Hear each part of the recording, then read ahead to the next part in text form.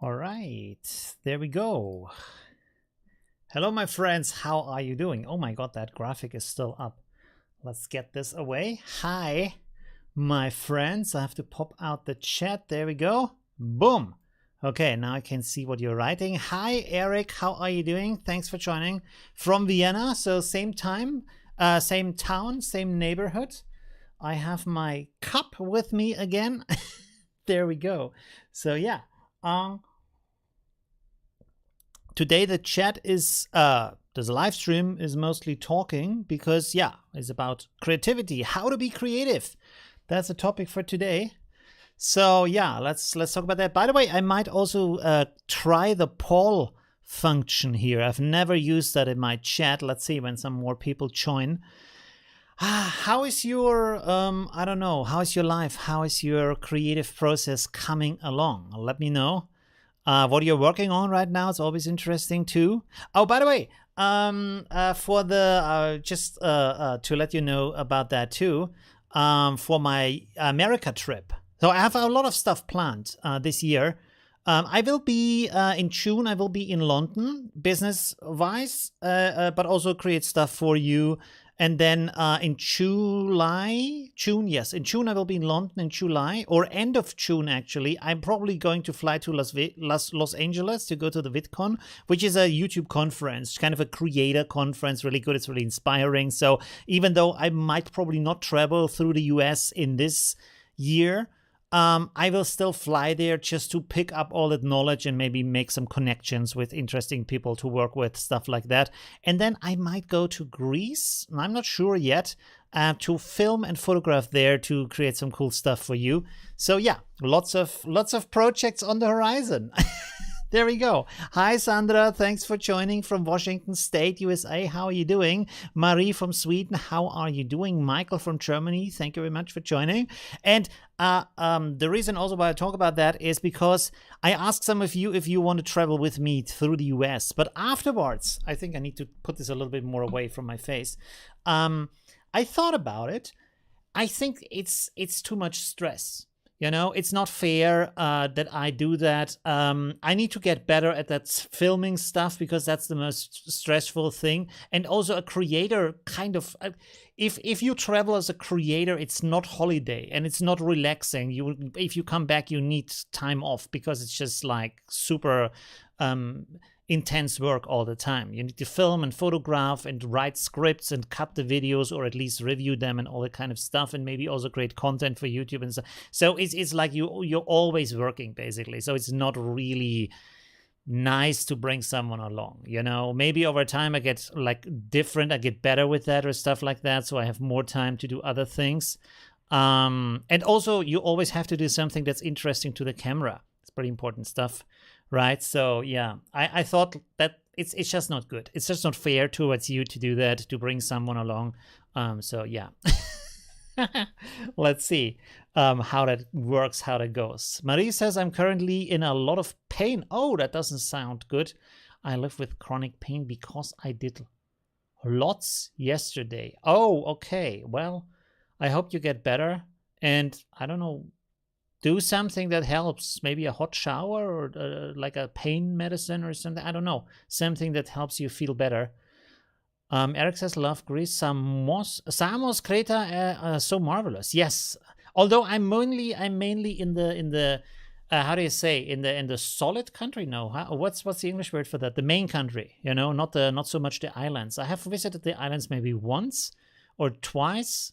I don't think I've ever been on Creta, to be honest.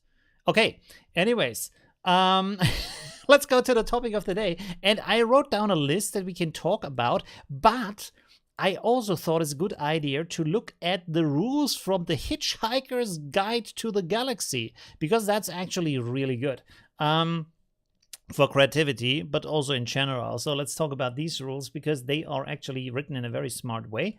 How can I make this a little bit smaller here? Boom, there we go. Now you can see my screen. So we have these rules here. Have you written that book? If you haven't, you should absolutely do that. It's actually multiple books, but you can get all the books in one big book, and it's really, really good to read that. Okay, let's go here. So the first rule is always carry a towel. If you don't know the book or the film, probably doesn't tell you anything. But like this, I will read these in the sense about creativity, how to be creative, how to be an artist, right? So always carry a towel is useful in the sense it always describes it down here to say have something that has practical value but also psychological value, and that's actually very good advice. So when you have gear or when you do something, do it in a way that soothes you so that you actually like it, but it also gives you practical use for it, because there's a lot of products out there, there's a lot of peer pressure out there. We think I have to do this because it's cool, this kind of photo style right now, everybody needs to do it, or I have to have this kind of gear because everybody's using this kind of gear. No, just use whatever feels good to you. And also the same with clothing or stuff like that. Be comfortable, because it's important that you relax so you can actually let your creative juices flow. You don't have to like buy into all that kind of stuff that's floating around that is supposed to be cool. Try to be cozy and have something that supports you in your work. Even if nobody else is using it, if it's good for you, that's good. And this is a really big part of creativity, that you have the tools that enable you to do the stuff you want to do. So that's a very big part of creativity. Hi, Joanne. How are you doing? He says, hi, everyone. A bit late. Oh, don't worry about that. Because I watched a seal being freed. Oh, from nylon ropes. Awesome. Do you have a video? Maybe you can post it on YouTube and send me the link. That would be awesome. Pretty cool. You can't post links here because it's kind of because of spam. But yeah, you can send it to me if you have one. I would love to watch that. Don't panic. Don't panic is the next rule. I hope my video doesn't get banned because of these GIFs here. You know, copyright strike. I don't know. I hope not. Anyways, that's very important. This is a major part of creativity, is to panic, to be just overwhelmed with the scenery, with the situation, with the camera settings, whatever. And you panic, and then you can't be creative anymore because you're stuck in that kind of loop of like demand and fear something could go wrong or stuff like that. And everybody struggles with that. Don't think you're alone with that. I struggle with that every time. I go out there, I try to take some photos, of course. But, you know, in my situation, I take a photo, but then I have to show that photo to several thousand people. So the pressure is actually high. And, of course, my career is dependent on, is it a good photo or not? So yeah, there's a bit of pressure behind it, and of course you panic, and the sweat is rolling down, and you're like, you just try to figure out a good way. Of course, it's complete nonsense to say, oh, just relax. You can't. This is why you panic. You can't relax. So this is not good advice. But what you can do to not panic is to prepare better. This is something I learned. And of course, you learn it over time. You learn a lot of rules on how to relax more, in the sense of preparing more so you don't even come in the situation where you need to fear anything. So, for example, before you go there, look for the best places. Look at the photos that have already been taken from that place. You can find a lot of interesting angles, and then you can do something similar and put your own spin on that, right? Look at the daylight situation, stuff like that. Give yourself enough time to do it. Maybe if you are able to do it, be there before other people, so you're not in the stress of, you know, everybody's standing in front of the stuff you want to photograph. All of that can be really stressful. So if you're very good prepared beforehand, then you already know what's going to happen, and this removes most of the stress. Of course, it's maybe not as cool because you want to feel like an explorer, and you say like, no, I go there and I find that cool shot and I take that photo. Maybe you can do that, but it can become very stressful. So the other way around, where you know everything is going to happen beforehand and then you just go there to take the photo, might seem a little bit boring, but you get a great shot and you don't panic because you already know what's going to happen. So yeah, that's actually a very good rule. Hi, Chris. How are you doing? Hi, Tony. How are you doing? Thanks for joining. We have a lot of rules. Yeah, I'm not sure if we can go through all of them. And I also wrote down my own stuff in a little notepad. But let's go a little bit quicker to these rules here. So yeah. I don't have to explain every single rule half an hour. Two hats aren't necessarily better than one. It's also good, you know. There's a lot of advice flowing around out there, and maybe you have someone traveling with you who would make it different than you do, but it doesn't mean it's the right way. The advice online might not be right, your friend might not be right, so in the end you have to know what you want to do. It's good to like consider the advice from the outside, but not completely follow it like without thinking. Think about it. Does it make sense to you? If yes, apply it or try to apply it. If no, don't do it. You don't have to do it. Just because other people do it doesn't mean it's good for you, you know? This is a classic mistake that I see a lot of people making. They think because something works for another person and that other person is really happy with it and successful with it and has a lot of joy from it, they think it will also work for them if they do it the exact same way. But it's not true, because you're not that person. It works for them doesn't mean it works for you. For you, it could be completely miserable if you do the same thing. So you have to figure out your own way, basically, right? Okay, I have to go on here. Improbable does not mean impossible. That is a good one. That is absolutely a good one, especially for creativity, you know? Just because people tell you it doesn't work, or, oh, the classic thing, oh, I love it when people come with their school knowledge and then say, oh, no, it doesn't work that way. You can't do it that way because that is the wrong way. In art, there is no wrong way. You cannot do anything wrong. You can do it in a way that is foolish, of course, that doesn't meet the expectation of other artists, and they might not like it, but you can do whatever you want. If you get the results, that's good, you know?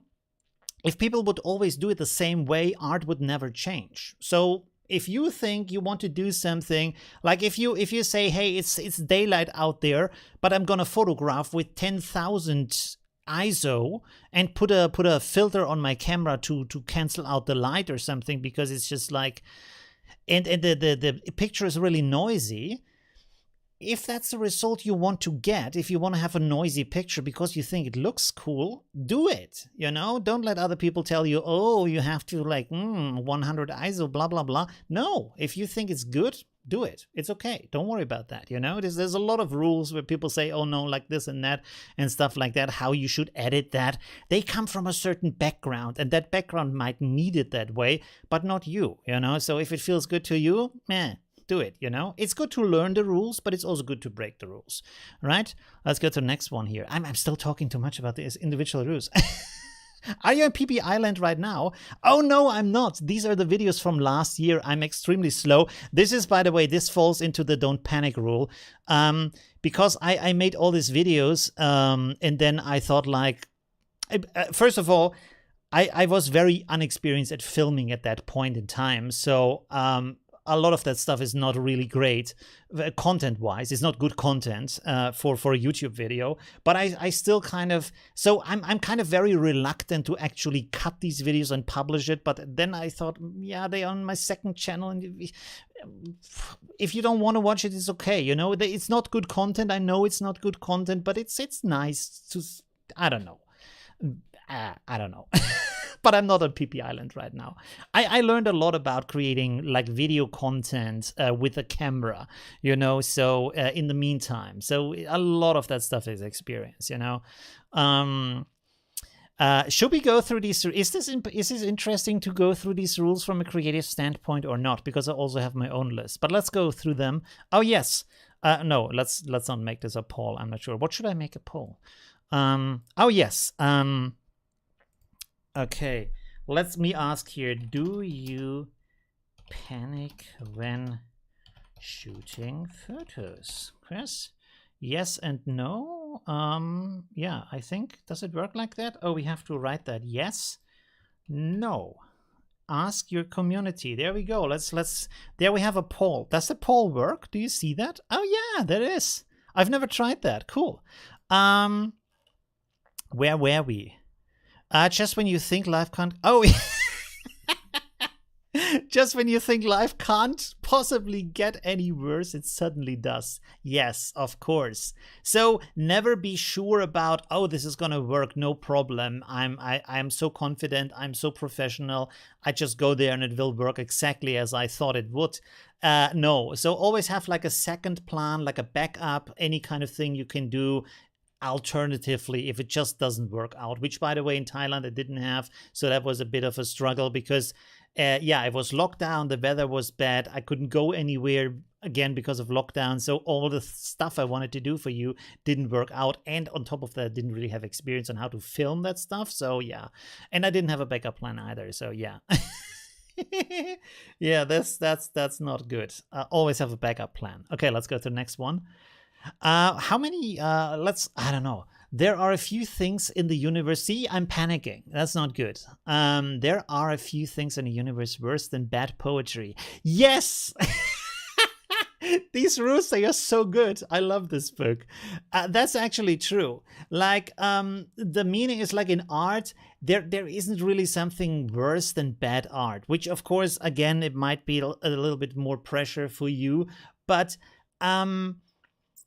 how can I actually explain that in a good way? There is a lot of people who are very confident in their very bad art, and that's you go down this kind of rabbit hole of really this kitschy bad stuff that's like, it's not great, you know.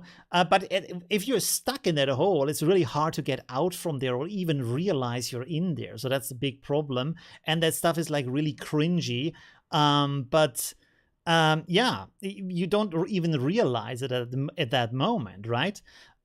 So it's to get out of that, to stay away from that, it's good to look at people who are really good. And I don't mean like influencers on Instagram, because they are not good, they are just famous. There's a huge difference between they make stuff that gets a lot of likes, like McDonald's makes burgers that get a lot of sales. It's not a good burger, but it sells well. That's the difference, you know? Many clicks doesn't mean quality at the same time. So look at people who are really good and really acclaimed in their art form. Doesn't have to be photography, can be music or movies or any kind of thing that inspires you to create, and look at what they do and look at what they say, especially in interviews. That's really great. Like especially these lengthy interviews, not these interviews on TV where they try to promote their next book or movie or whatever, like the lengthy interviews where they go to I don't know, these kind of art talks or stuff like that and talk for an hour about their art form. This is where you get like the real gold nuggets of understanding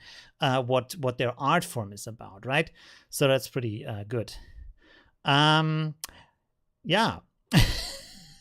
What does the chat say? No, really? Most people don't panic when you take photos. That's really interesting. Why can't I see the full, maybe I have to close this. I cannot see the full results. I only can see the percentage. Oh, now I can say it. Ah, interesting. Okay. So most people don't panic when they take photos. That's interesting. Okay. Yeah, I think I put myself under more pressure than needs be. Like if I look back at the stuff, mostly it's good. Or it's at least not bad. But I'm at that moment, I'm like, oh no, this is the worst thing ever. You know, it's just classic. When you create something as an artist, you're always like, oh, especially shortly after you've published it. You know, before you publish it, you're like, oh, this is the best thing ever. And then you click on the publish button, you're like, oh no, this is the worst thing I've ever done. Which usually it's not, but still, you kind of, you know. Anyways, maybe I switch over a little bit to my rules and then we come back to this stuff. Let's see here. Okay, let's go with these. For a switch. Is this interesting for you or not? What is shaking? Shaking hands, always the big problem. Oh, any breathing technique, shaking hands. Get a tripod. Get a tripod or get a monopod. That's actually the solution. Like often you can take like much sharper shots and more interesting shots, and you have more times to plan the shot with a tripod or a monopod. A monopod gives you more flexibility, less stability, but enough stability, you know? So that might be a good solution for you, right? To do that. Not so much panic as getting frustrated. Yeah, I'm in that area. Frustration, panic, this kind of thing. I like the atmosphere there. Here in Finland is spring. in Finland spring? Oh, is it cold in Springland right now? How in Finland? Finland. How cold is it right now? Okay, let's go here. Yes, okay, so my rules. Let's go to my rules and we can go back to these other rules. Maybe, can I switch this? Or maybe let me go to the big screen because, yeah, there we go. Okay. So what do we have here for the creative rules? So the main thing, and this is really the main thing, is experience. But experience isn't just doing stuff blindly over and over again because you don't learn anything from that.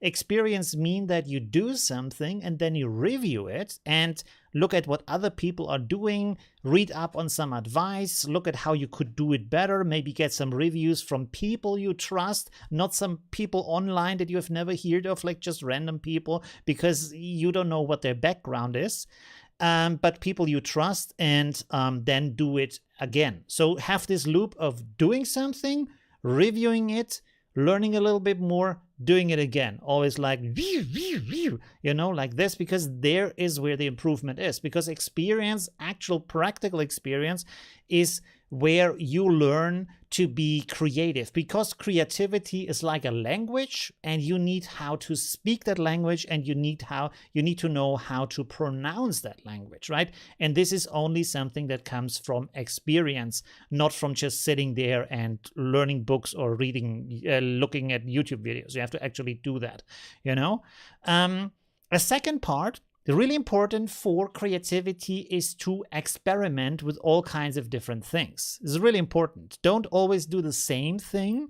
Try to, even if you have a niche, even if you say my main thing is taking photos of birds or something like that, try out different kind of things on how you could do it. Look at what other people are doing, try new things, switch different cameras maybe. That's also good if you have the ability to do that. Maybe borrow camera from a friend, or instead of your expensive phone camera, use your phone or something else, or have an action camera and try some stuff.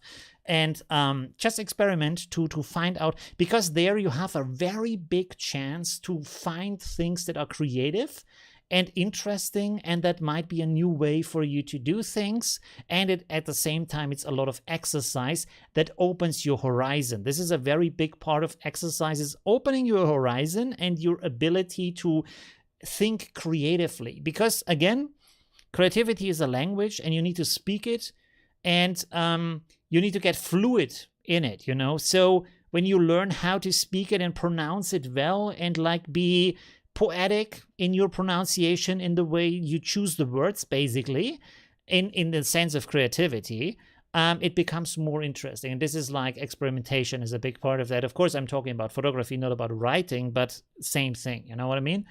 The next thing that's really important, by the way, I should look at the chat. Maybe I should ask you more things. Yeah, let me know more about your process. Like, for example, if you yeah, that's a good question. What do you experiment with? Like, do you experiment at all? And if you do, what kind of experimentation do you do? If you do, right? Maybe we could do this as the next poll. Is it a good question for the poll? Do you experiment? Do you experiment with your photography? Okay, again, we can have a yes/no question. I'm sorry, I'm new to these polls. Maybe next time they become more interesting. I think it's pretty good still. So the last one is most people are not panicked when they're shooting photos, which is interesting. Okay, cool.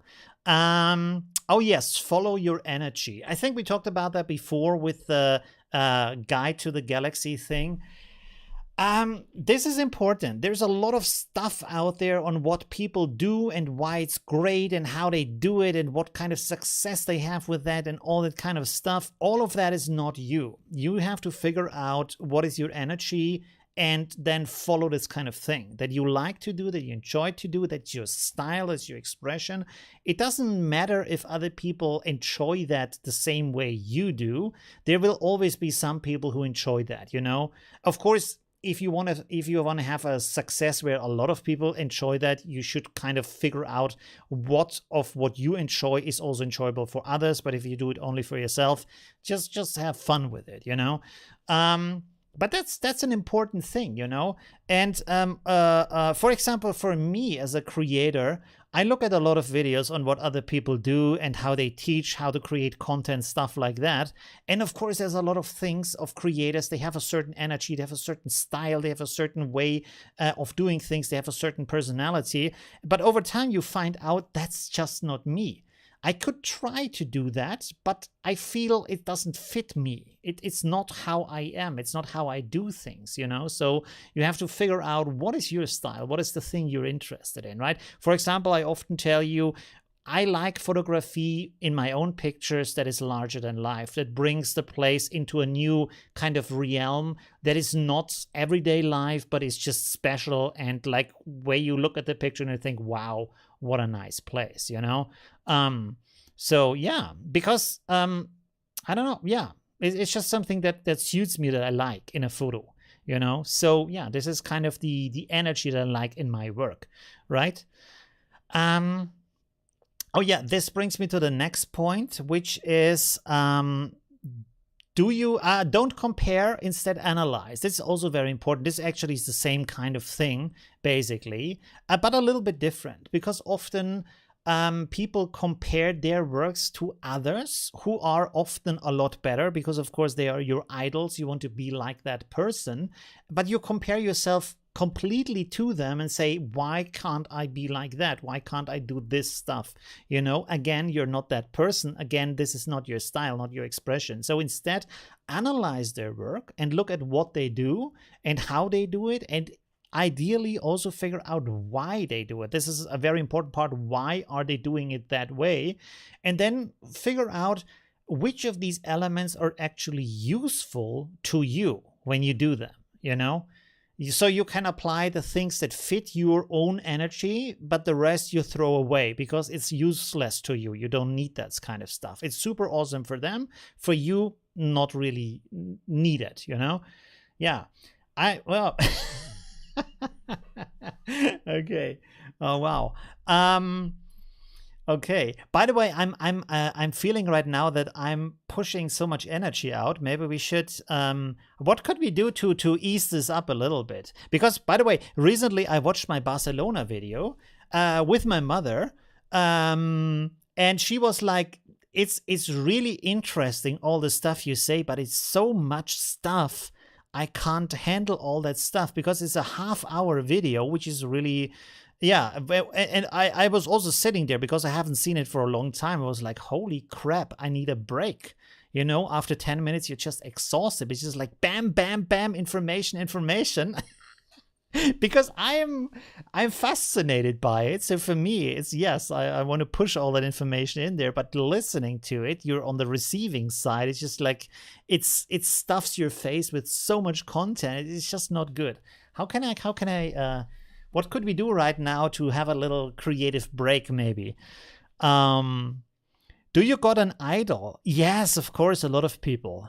From a lot of different backgrounds of all kinds of things, like, of course, other YouTubers and other artists and musicians. And I mean, in the meantime, for example, in the meantime, I've given up on a lot of things where I some years ago thought, hey, at some point I will do this and I will do that. I will make great music and I will design cool stuff and stuff like that.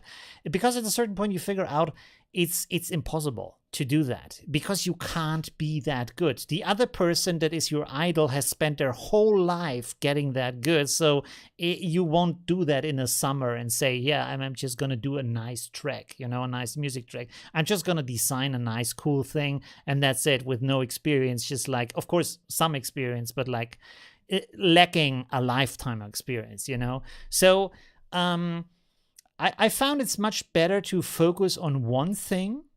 And then, of course, you can take inspiration still from all of these people, all of these backgrounds. For example, music is a great inspiration, I feel like. Then just channel it all into one kind of thing, you know? And personally, and this is like, I don't know how it is about you. This is... Oh man, I'm always that kind of person who talks about everything with everybody, you know, like really opening up. therapy hour suddenly. I have very different standards for myself than for anybody else. Like everybody else can just do whatever they like, but I have to do it like a certain way or I'm not satisfied with that. And yeah, a little bit, a certain amount of perfectionism, maybe, you think? You know what I mean? So that's really interesting. And what I wanted to say is one thing that really bugs me about myself, and I know probably you don't think about it about me in that way, but I feel like everything is still. Oh, it's reconnected. Okay. Okay. I think we're back. I think you can still see me. Yeah. So it's not really bad, but it's not excellent, you know? And but in the rare moments when you do something that's really great and you have that feeling of like, how can I say this? Achieving that thing, you know? And you say, hey, I want to have that more. And I think at that point for me was the point where I said, hey, I'm going to abandon that other stuff because it's just too much. Because it's just you can't be good at everything. So just try to be good at one thing, you know, try to achieve one simple goal that you have in life and try to make that as good as possible. Right. And yeah, so how can you do something that is not mediocre, right? Even if it's just maybe one thing in your life, but how can you do that not in a mediocre way, you know? And that's really hard because that's what life is. Life is mediocre in almost everything we do in everyday life is just mediocrity, you know?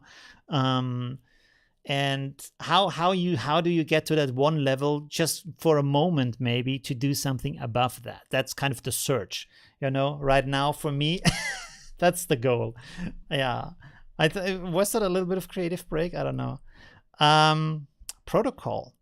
What let me look at the chat. I should put the chat in front of me so I can actually look at it better. 1 second.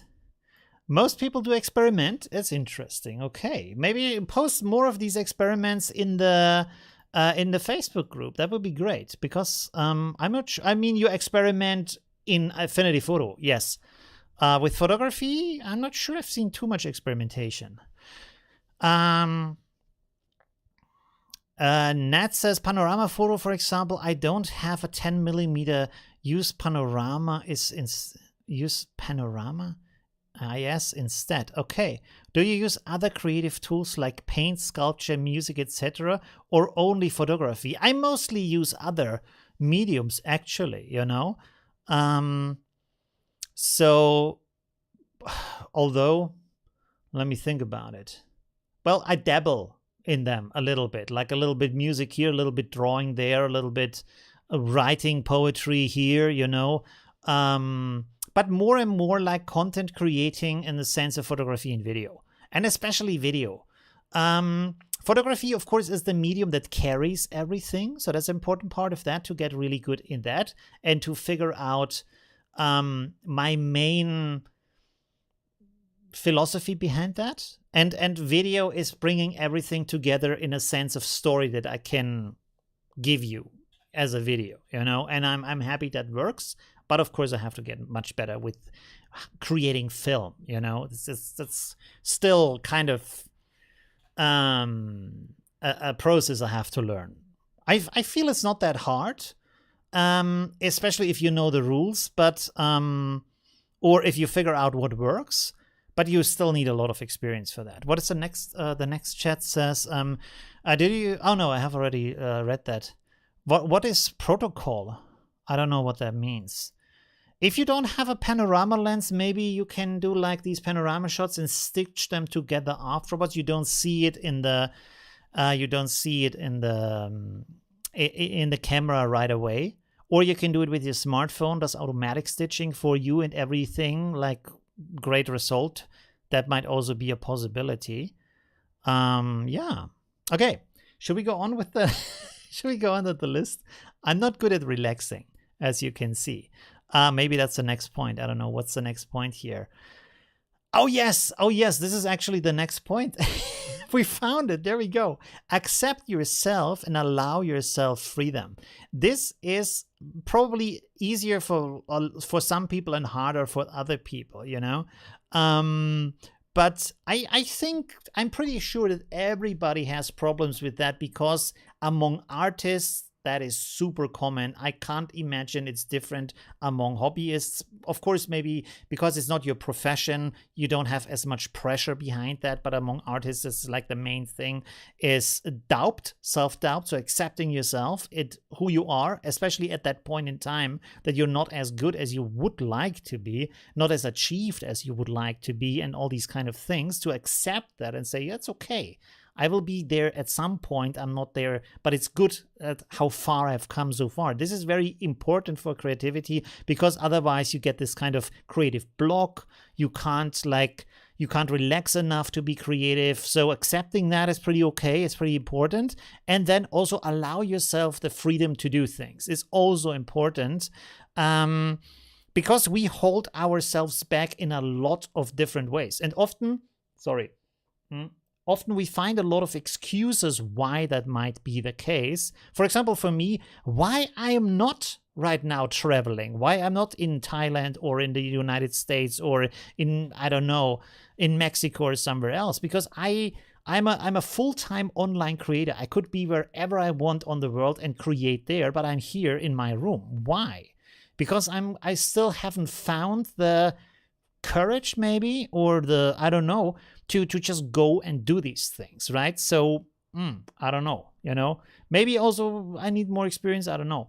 But we hold ourselves back in a multiple, like in a big range of ways, at all times, like always, all kinds of excuses around that, you know. So allowing yourself to do things, or at least try things, that's a very important part to get progress, you know, because otherwise you will always just dream about that, but never actually do that. And if you fail, it's not nice to fail, but when you fail, you learn something. Like with my Thailand project, I failed there. And of course, that was not great, but also at the same time, it was a really good learning experience. And still, I mean, I was in Thailand, I had a great time. I had great food. I looked at a lot of nice temples. I met some nice people. So yeah, that's still good. Oh, I missed some on the chat. Prana says, I see your videos. I see something. It has me thinking, could be the intuitiveness, you mean by that? I'm not sure what that means with the comment, but it sounds nice. Nerves medical marijuana. I'm not sure if that helps. It might, I don't know. Sarah says, I think you want to relax. Don't knit. Oh yes, although knitting, I mean, if you just do the standard knitting, where like a scarf or something, that's kind of relaxing. You just do like the same movement over and over. If it's complex knitting, yes, it's very like you have to pay attention at that point. Ara says, I explored miniature photography a few days ago. I think it is really cool to bring models into real objects. Models into, I see, like you compose or impose them on top of each other. Is that what you mean? Like you have a model surrounding, and then you have a real person standing in there, like with a photographic trick or with Affinity Photo. Is that what you mean by that? It sounds cool. And a lot of people do that, or they do it the other way around. They photograph a small like toy car in front of a real background, as if it was a real car, you know, stuff like that's pretty interesting. Okay, let's go back to creativity here. We already have 40 minutes of stream. Wow, I need to go a little bit faster here. What's the next one? Where are the gold nuggets? Oh, yes, yeah, there we go. Everything is on cue today. That's amazing. So this is the thing, and this is really interesting right now. Ask, if you have the chance, ask pros about the one thing that made the difference for them. Because this is my big experience in life, is that for most things that you try to do, there is one thing. It doesn't mean it's the same thing for everybody, but there is one thing that makes everything else super easy and makes it, you understand the whole of it a lot better. And most of the things in life dangle just on this one point that enables everything else, like a pyramid or something, when you're on the top and everything's like below that in that way, if that makes sense. But, and this is the important thing, but when you ask that question, ask it in a way where you say, explain it to me, tell it to me like to a small child, because I can guarantee you that at that point, because you don't understand the knowledge and you don't have the experience to execute that knowledge, you will not understand what they mean if they tell you that. They will say, you do it like this, super easy, and it will work 100% of the time. And you will be like, what do you mean by that? I have no idea, Even if you understand the words, it's not about not understanding the words, it's understanding the concept behind it, because you don't have the experience on how that actually works. So you can't execute on that advice. So that's really important to tell them, hey, tell it to me like I'm a small child, because for you, it's the first time you hear that information and you don't know how to process that information. So that's really, really important. Let me give you some examples here. For example, this is like, I can give you two examples. One is from the business world, one is from the art world. So from the business world, the one thing that is really important, that's the key thing to everything else, is to listen to the customer, Why is it like that? Because you make money by solving problems. So this is the main thing. So when you understand what the problem is, and you can only understand it by listening to the customer, what they specifically say about their problem, when you understand that, you know where you can make money, where the niche is, where you can say, oh, there's a demand, because a problem is always a demand, because you want that problem to be solved and you're willing to pay for the solution, because otherwise it wouldn't be a problem if you can solve it yourself, right? So this is how that works. So listening is the main thing, because all of the other things that follow from that listening, right? And what was the second example? I forgot about that. What's the second example? I can't remember right now. Maybe it comes back later.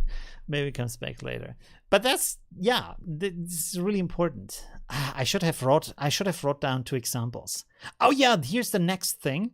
If you take notes, do it the same way. Write it down like you explain your own notes to yourself as if you are a child, because I can guarantee you that you will forget over time what you meant by that. You have a great idea, you make a quick note, like 5 words, and then a week later you have no idea what that was, what you meant by that, You say some cryptic stuff that makes super much sense to you, You write down, oh, horses in the morning or something like that. And you're like, what did I mean by that? What was the idea? What, horses morning? How? What? So you need to describe that, make simple sketches. It's always good. So have a notebook with you and then write that down and explain it. Explain it as good as you can and as simple as you can, so you can get back to that idea, right?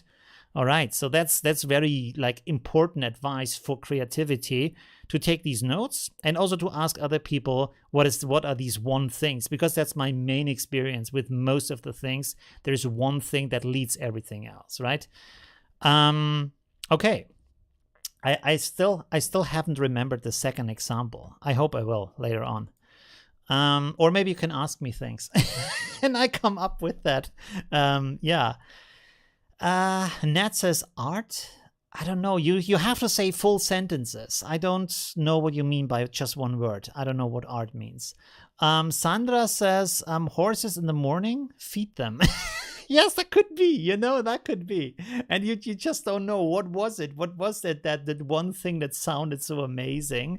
And always, this is a classic mistake a lot of people make, me included, is that I think, oh, that idea is so good and so simple, I will remember that. No problem. Tomorrow I will just remember it, which of course you don't, because this was the one moment where creativity came to you and hugged you and said, here's a good idea. Listen to me. This is really nice. And it doesn't happen the next day like that, So you need to write it down right away, as quickly as possible and as detailed as possible, so you can remember that. I hope Affinity will update the canvas rotation one day. Isn't there a really good canvas rotation? Like you have to press either Control or Alt and then use your mouse wheel. It's not super fluent. I mean, it depends probably on your mouse. I have this mouse that makes click, click, click, click, click, click, and so I get it in steps. But if you can unclick your mouse wheel, you probably can smoothly move that. Let's go on to the next one. By the way, do you also want to see examples, or is like talking is good enough? I'm not sure. Where are we right now? Some goes for notes. Oh yes, okay. Oh, yes. The next point. Don't fall into the hole of the influencer bias. This is the big thing. Like, there is so many tricks and tips and stuff out there, especially if you see videos, they say, I did this and it changed my life, or I will never use this camera again, or this kind of stuff, you know, really like, this is content. This is made for you to click on it. It's entertainment. They want you to click on it because this gives them sponsorships and ad revenue and all that kind of stuff. It's not actual advice that's useful unless they actually give you a good explanation of why something makes sense. Most of the time, it's just sensationalist stuff that is meant to entertain you. It's not a real thing, but you can get really stressed and you can really fall into a hole because you think you need to do that. Also, all these kind of life advice books, you feel really terrible if you try to follow that stuff, because it always is like, do this and that, and then you will be happy. No, you will not be happy, or you will be super creative if you do this one simple trick, the kind of clickbait lines, you know? No, it doesn't work like that. Everything that is worth having in life takes a lot of effort and time together. There's no simple tricks to just make that one thing happen, you know? So don't stress yourself in thinking, hey, I do this. Like a thing that's going around on the internet right now is you have to get up at 4 a.m. because somehow that gives you an edge. I don't know how that gives you an edge, because the day still has 24 hours, so it doesn't. What's the difference if you get up at 4 a.m. or you go to bed at 4 a.m? Is there really a difference to that? You know, but if it works for you, that's great. If it doesn't, don't worry about it. You know, don't get stressed about these things. Don't think you have to achieve something just because other people say you will achieve that if you do this or if you buy that. That's not a thing. That is not how it works, you know? Instead, like, again, listen to the interviews of artists and their struggles and their process and the things that help them actually in their work over years when they develop their strategies and technology and techniques and styles. This is where it's actually interesting, you know, where it actually comes to really good advice. And most of the time you will see that this is maybe one of these one rule things. Most of them will tell you they exercised a lot, like they did it all day long, all the time, because it was their passion, and they tried a lot of things, and always they talked with colleagues to learn from them and see, hey, how do you do this? How would you do that? What kind of camera setting are you using? What kind of filter do you have on your lens? All these kind of things, because you learn so much from that, because the others, they made the mistakes for you, and then you can learn from them, from practical applications. That's the important thing here. Not just some bogus clickbait kind of thing of, hey, do this and then magically you will be powerful. Just like most things are just very, actually rather simple, but you have to find them, and finding them is the hard way, and understanding what they mean also is the hard way. Let's go back here. Okay. Sandra, message retracted. Why? I didn't even read that. Okay. Maybe you rephrase it. I'm not sure. Brenna says, I was creative when I was using crayons when I was a child. Yes. You know why you have been creative as a child? Because you didn't care if it's a good work or a bad work, and because you were playful and you did whatever came to your mind and followed just your joy. This is the difference between a child and an adult. An adult follows purpose and necessity. A child follows joy and just instinct, you know, and mostly the instinct is passion, you know, so they just freely experiment, do whatever they like, and it doesn't matter if it's realistic or it's the right color or it's the right size or something. They just do it, right? Yeah. And if you look at children, they also do a lot of stuff with their body. By the way, this I don't even have that in my list. Creativity is also physical. That's important. Creativity is not just in your mind, it's physical. So when you look at children and they do all these kind of things, like they do and they do these kind of things, this enables creativity because you set your body in motion and try out the different things that the body can do. And because of that, you experience who you are and what you can do, and it frees you up, you know, and you follow your things that make you happy and bring you joy. So that's, and of course afterwards, when you're an adult, you don't do these things because it's not mannered, you know. You can't sit in a cafe and do like this. You have to sit like this and then drink your cup of coffee and maybe read a little bit of newspaper and like stiff, and you can't do anything because you have to be a certain way. But of course, because of it, you lose all of the creativity at the same time, because you're not allowed to be creative in that public space, but also you don't allow yourself to be creative like that, you know? Like when did you last time do a skip walk, you know, where you go like, where you jump a little bit like that when you walk, you know? You don't do that as an adult, yeah? And you lose the feeling in your body if you don't do that. Jan says, I'm always creative when I make music with my synthesizers. There's always coming interesting sounds. Yes, absolutely. I like to play with synthesizers also. I recently bought the Basile synthesizer from UHE. It's like a semi-modular thing, and there is also something that's called the Basile Cookbook, where there's a lot of presets. They explain how they work, and you're like, wow, I didn't know you can do that. You know, it's really, really interesting to experiment like that. Sandra says, seems most people need advice as they have a hard time thinking for themselves. Yes, in a certain way, maybe, you know, because again, we don't allow ourselves to think. Like a lot of people, this is also my experience, not just for myself, but also for other people, is that you think that doing this is only for people who are achieved already, because they are famous and they are out there and they are acclaimed artists and they do their stuff, and this is why they are allowed to do these kind of things, and this is why they are allowed to take these kind of risks and to go out there and like just be in the world and be themselves, because they are acclaimed and they are famous and they are achieved, you know. But it's not true. You can do the same thing, but you don't, because you don't allow it to yourself, you know. How many of you have said, hey, I'm going to plan a photo project and I'm going to go to that place in that country because I want to photograph that one thing, and I prepare everything and I make plans beforehand and blah, blah, blah. And afterwards, maybe I make an exhibition with it or stuff like that. Usually we don't. We do the small thing, like we book a trip to that country with a bus with other tourists, and then we travel around a kind of thing, or we go with a backpack, but we still just travel. We don't set up these full projects. You know what I mean? It's maybe there's a lot of other examples like that, but you know what I mean. But because we think, hey, only these big, like, famous artists are allowed to do that, but not us. You know, it's not true. You can do whatever you want. You can find models, you can find places, you can like set up a stage or rent a photo studio. It's not that expensive, actually. Yeah, you can do all of these things. What is with this? Wait a second. Show.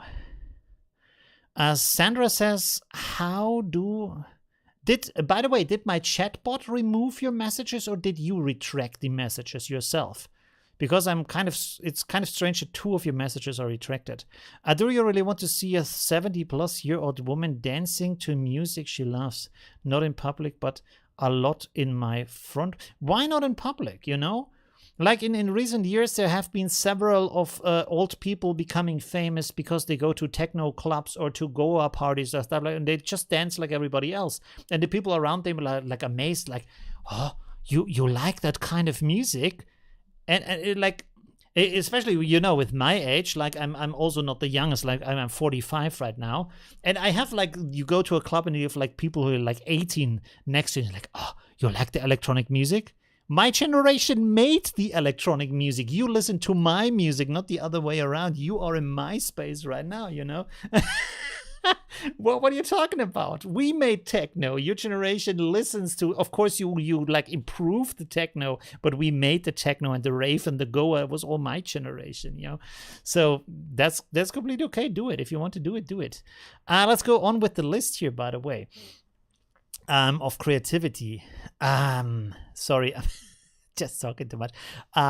Just because someone is good. Oh yeah, we have already talked about that. Influencer stuff, we have already talked about that. You don't need to know. Oh yes, this is also very important.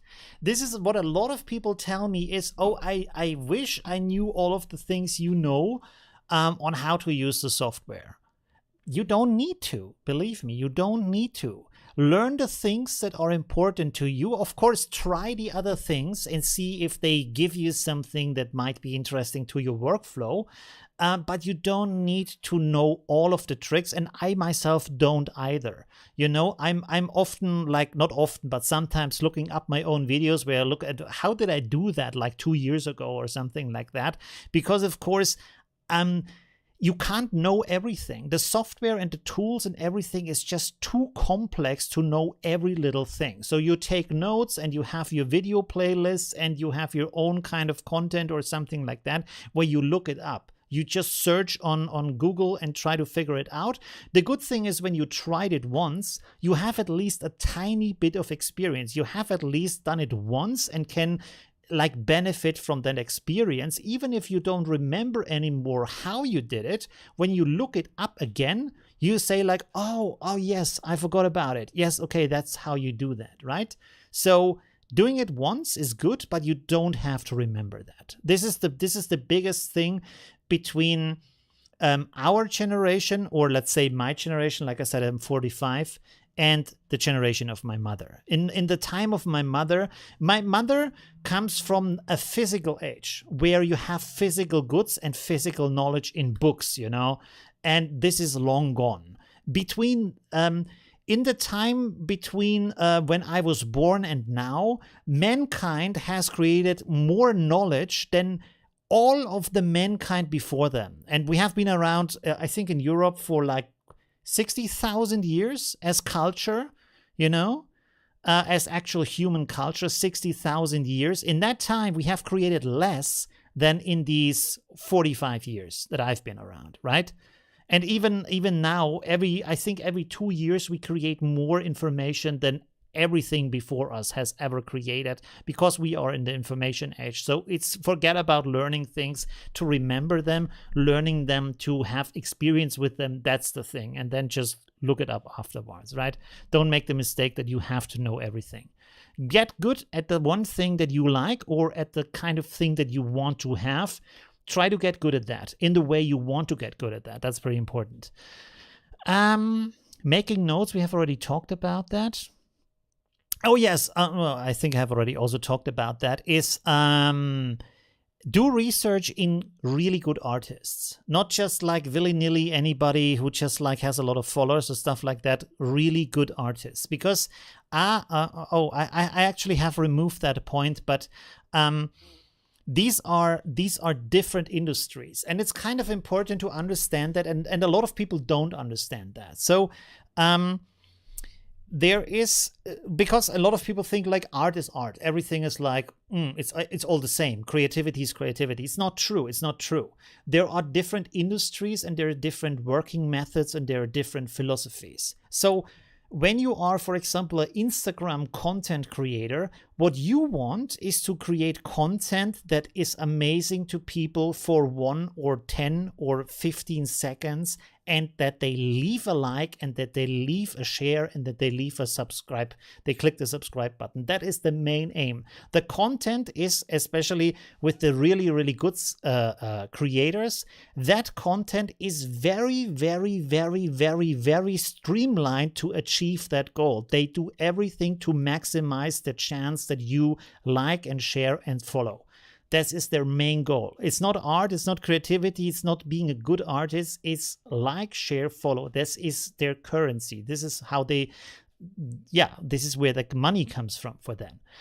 On the other hand, if you're an actual artist who does art and does it for the sake of art. All of that is not important because you're part of a different philosophy. You're part of a global artistic discussion, and your work reacts to the work of other artists and tries to progress the development of art. Not of clicks or views or sales or fame or any kind of that stuff, just of art. They don't care if anybody knows about them. They are mostly completely unknown and only known to collectors and the view writers about art philosophy and stuff like that, but they actually progress these areas. And the other guys who make these famous movies and stuff like that, they usually get the ideas from them. So this is kind of the big circle, how it goes, you know? So this is important to kind of see the difference and learn from the people who are actual good artists, not the people who are famous. That's a huge difference. Sometimes people are really good and famous at the same time. That happens. But most of the people who are really famous are famous because they are looking for fame, not because they're looking for quality. That's a huge difference, you know, and it's important to understand that. Whew, all right. Let me look at the chat again. So just find out some people who are good. By the way, if you want to know more about really good photographers, if that's the main medium you want to research, check out the channel The Photographic Eye. Really amazing guy who talks about photography and artists and different kind of views on photo art. Let me write that in the chat here. Photographic Eye. I had him once here in my live stream as a guest. Actually, we talked a little bit about photography. So let's go. What does the chat say? I think the system has. I'm having trouble with the system. Oh, really? I'm sorry about that. Don't post links. Maybe you used some words that are not allowed by the chat, but I'm not sure. Sometimes there's too much information. The hard part is distilling it down to what is usable and important for you. Yes, absolutely. That's true. That's true. Yeah. And I'm also like a victim of that. Like I'm an information sponge. I look at so many videos and tips and tricks and try out things, and then some things stick or not. So there is true. It's a lot of information out there. Yeah. Have a drink of coffee. That's true. I'm talking too much today. Arno says, I like the content of Benny Productions because I really like composites. Yes. Okay. Benny Production is a good example. Like, for example, Benny Productions is really, really good at what he does, but at the same time, the thing he does is entertainment. It's not art, it's entertainment. It's, of course, art in the way that it's really creative and he's professional and he creates artworks in that sense, but he doesn't, like, he's not inventing new things or new styles or stuff like that. Benny Productions and Picasso are in completely different parts of reality. He is doing things in the way that entertainment industry is using these techniques to create amazing films and film posters and art covers and all these kind of things, because they follow the knowledge of that industry very closely to the requirement of that industry. You know, it's not inventing new kinds of art, you know. So he's really good. If you want to learn how to do that, how to be an achieved artist in the entertainment industry, he's a guy where you can learn a lot of cool stuff from that. And there's other channels out there where you can also learn a lot of stuff about that. And that's really cool. He teaches you a lot of techniques, and at the same time, it's in the industry of entertainment, right? It's things that are extremely well consumable. I think this is probably one of the ways how you can differentiate in many cases between good art and good entertainment. Good entertainment is made to make you happy and be consumed in an easy way. Good art is meant to challenge your way of thinking and is often very hard to consume. You need to read at least several pages of text to understand that one work. You know, that's a big difference. One is made to make you happy, the other one is made to make you think. You know, I wouldn't really say Benny Productions' work makes you think about anything. It's entertainment, right? It makes you think about how to become a better artist. That is true, yes, but it doesn't make you think about how can we rethink Star Wars or something like that because he makes these movie posters or remakes them, that's a different thing, If you have an artist he would probably question the Star Wars universe and the roles in that and the political system and the philosophies and all these kind of things and try to make a twist on that or bring it in relation to our everyday world we have today, stuff like that, these kind of things. Benny Productions is a YouTube channel. He's really, really great. He's amazing in what he does. Another suggestion, check out his YouTube channel. He's really good. I can only rotate in steps, really. Hi, Diana from Ireland. So try to use either, or maybe it's Control and Alt together. I can't remember. I can actually open that up real quick. Let me know if you have any other questions or things that I can tell you about with creativity. Because right now I have worked through my list. So let me know if there's anything else, any questions or stuff. Let me see. Yes, you have to press Control and Alt together, at least on the PC, and then use your mouse wheel. And then you can rotate. Yeah, you're right. It's actually in steps. I've never realized that. Is there no other way? It's actually in steps. I don't really use it that much. If you do digital drawing, if that is the reason why you ask, check out Krita. Krita is much better for digital drawing than Affinity Photo is because it's built specifically for digital drawing.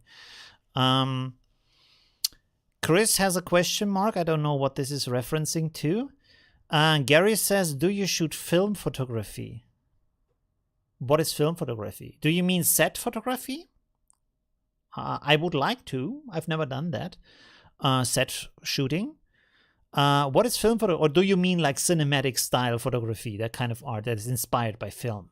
Is that what you mean? Like explain to me what you mean by film photography. Yeah. So okay. What else? What else can we talk about? We have also that list here. Or should we go back to the entries for this week? By the way, everybody here has said, or most of the people have said in the poll, they're not panicked about photography. But this week we had a photographic challenge, and not very many people entered because I kind of think you were afraid to post that photo, and don't be afraid to post that photo, because I give reviews so you can improve. Even if it's a bad photo, I can give you some feedback. Maybe you can improve it in the future, You don't have to be good to be part of the challenge. That's not the requirement. The requirement is that you be part of the challenge, and then we can talk about that. That's the important part here. Let me go through these here. Let me see if there's anything that we can talk about. Check it. Oh yeah. That list is so good. Should we go a little bit more through that list? I really enjoy that list. Let's go. Wait a second. And then ask me questions, and then also we will review these pictures. Or should we review them first? Oh, sorry. That was the wrong click here. Digital watches are pretty pointless. This is actually a good point. And by the way, if you don't take the Hitchhiker's Guide to Galaxy as entertainment, because this is written by an extremely smart guy, and all of these points, everything he's writing in that book, are references to our life, especially also about science, about society, about politics, about how we do things, and it is like criticizing them in subtle ways. Hitchhiker's Galaxy to the Universe is actually a modern version of Gulliver's Travels. And Gulliver's Travels is not a child book, as is often portrayed. It is a very pointed and interesting critique of the society back then. So you need to, if you want to reread that book or both of these books, I can really advise to read both of them. See it from that way.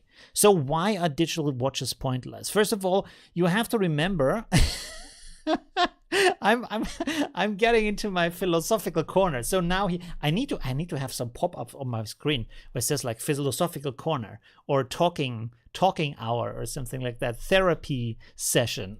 Therapy in session. Why are digital watches pointless? So we talked about before about the age of physical things and the age of information we have right now. So before that we have other ages, of course. And there was an age where we didn't really have time because watches were in the thing. It's not that far away from the years, you know.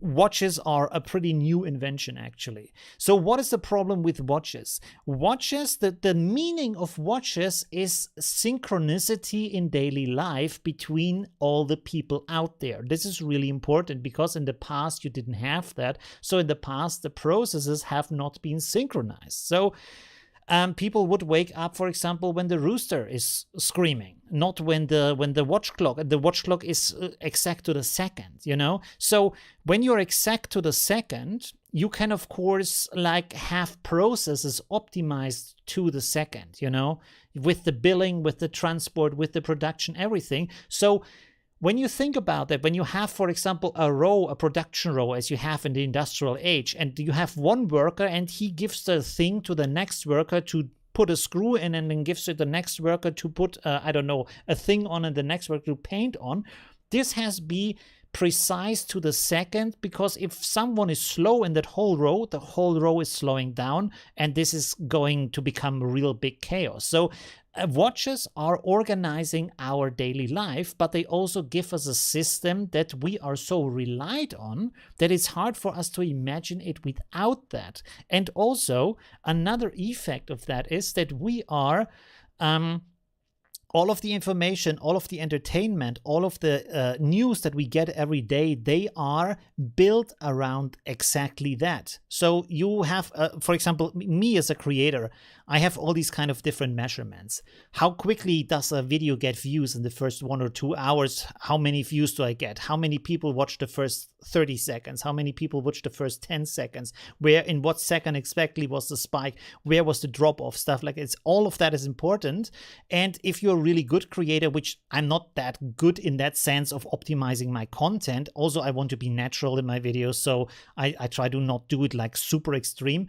But the people who are really good, they look at every single second of that, and the information that's pushed to you, it's optimized for that, and it influences you in turn, you know. So for example, this is why these shorts words, the stories on Instagram, the shorts on YouTube, the TikTok videos, stuff like that, because it gives you a positive feeling every 5 seconds. So it keeps you entertained and it keeps you scrolling. This is the reason for that, you know, why these short formats are so popular right now. What this has to do with creativity is that you're that extremely conditioned by that synchronicity to everything else around you that you can't let loose of that. But you need to let loose of that, because otherwise you are not able to open up to actual creativity and go into that flow of the creative process, because the creative process, after all, is slow and it's very very fragile, you know? So you have to give it time, you have to slow down, you have to relax, you have to like flow into that moment, and all of that is against that kind of time measurement. So throwing away your watch, basically, not actually, but symbolically, is a good way for more creativity, right? Here we have the next one. We are not going to do all of them. Let's just do here. There's some funny ones here, and then we go back. Fiscal film. Can you, like everybody in the chat, please write full sentences? I'm not a mind reader. It's not my ability. I don't know what fiscal film is. So write a full sentence where you explain what you mean. Don't just throw a word at me or a question mark or something. I don't know what you mean. You have to explain it to me. Write it out like I'm a child. What is a fiscal film? I have no idea. Fiscal, isn't fiscal like the taxes you pay? Isn't that like fiscal? I don't know what that means. I'm sorry. Sometimes I see textures I want to take photos of and put in Affinity. Yes, that's a great idea. Textures is actually a photo subject that is, wow, that thing in the background here makes me crazy. Textures is actually an area where you can just stick to that and just make textures, or just sometimes do it. It's an actual photographic topic to find textures, photograph them, do some creative stuff with that. So yeah, play with that. SodaPod, trying using them in tandem as, let me scroll this away, I'm getting crazy here. SodaPop, try using them in tandem as each has benefits, and I do use both and their best aspects. I see. Okay, yeah, for the different software. There's another message retracted. I don't know what is going on. Can I make them visible again? No, I can't. That's very strange. I don't know if I can look up what that was. Hitchhiker's Guide to Galaxy movie. The movie is also great, but the books are a lot better. With the old school film camera, it's also good. That's also good. Absolutely. Yeah. Try to have different cameras, play around with them. Often you can also buy like old cameras from different ages, from different times, and or build your own cameras, also possible.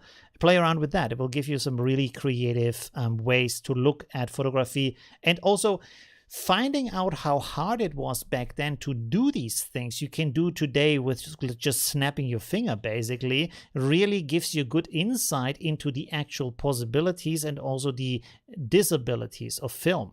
That's pretty important to understand the relation between back and then, because you can get a lot of creativity out of that, you know? There's a lot of things in there where you're like, oh, interesting. They had to do it like that, so this can become an interesting process for you. I don't have an example right now, I'm sorry. Let's make this spot here the last one. Check your intellectual blind spots. This last point here, and then we go to the review of the topic. We can actually already click over here. Oh, I have to find that too. 1 second, I have to find that. This is a, and I see this so often. The intellectual blind spots is people either get stuck on their beliefs of what they have learned in school or somewhere else, and they are absolutely like adamant that this is the only right way to do that. And that, of course, that's not great, because this is keeping you from actually doing something interesting. Because at that point, first of all, you don't really understand it. This is why you follow it so hard. And then secondly, it keeps you from actually trying something new, because you think there's only one right way. There's never only one right way, you know? Where is the weekly challenge? I can't find it right now. What is going on here? They changed the layout of the Facebook group. Oh, I'm on my page. This is why I can't find it. Okay, they changed the layout of Facebook groups. It's so annoying. And now I have to search for that stuff. Yeah, but try to, I try my hardest, actually. This is one of the big things in my life. I try the hardest to not fall into that mindset of, how can I say, adult thinking. You know what I mean? Like falling into this, oh, this can't be, and this isn't allowed to be like that and stuff. Sometimes you feel like that because you get older and your brain changes and your habits change and stuff like that, and you get annoyed by loud sounds or stuff like that, because of course also your system is slowing down, so loud music, stuff like that, is annoying you at that point. When you were young, it was super awesome, and now it's kind of like, oh, come on. But I really try to stay away from that, because I know this is the first step to just shutting off, closing all the doors around you, and sitting down in your cozy mindset and not looking out the window. And that's not good. You always need to look out of the window. And sometimes there's nice stuff out there, and sometimes there's ugly things out there, but there's always things out there that you need to consume, because the times are changing all times, always. So it's good to be understanding on why they change, how they change, and how you can benefit from that, you know? Because time is coming. You can't stop it, right? So yeah, you better know what's coming. Okay. Gary used DxO Film Raw. By the way, I've not tried that yet, the DxO Film Raw, because of Photo Lab, but Film Raw, I think it's also nice. Yeah. Do you watch Hollywood Golden Era 1930 to 40 movies for seeing different furniture, cars, houses, things you don't see in your life? Not with movies, but with video games. Because, for example, the Assassin's Creed series, if you know these kind of games, they recreate in a incredible amount of details the worlds from the past. Like you can be in Paris during the French Revolution. You can be in Egypt at the time of Cleopatra when she was in power or its power struggle. You can be in ancient Greece. You can be in London during the Industrial Revolution time, the Victorian. I think was it the Victorian time? I'm not quite sure right now. So amazing, and it's really recreated. They do so much research. And then, of course, it's just an entertaining video game, but you can at the same time walk around, see how people do. And they recreate full work processes. Like you can sit there or stand there in old Egypt at the time of Cleopatra and watch someone bake bread. And they actually make they grind the corn, the wheat, what is it? They grind the stuff to make the flour, and then they make the dough, and then they make the bread, and then they put the bread out of the oven, and it's amazing. And it's like from that time, it's really, really amazing. By the way, did you know that Cleopatra was actually Greece? Yeah, she's a Greek woman. She's not from Egypt. So this is when you look at this and you see, she's a pharaoh, but she was white.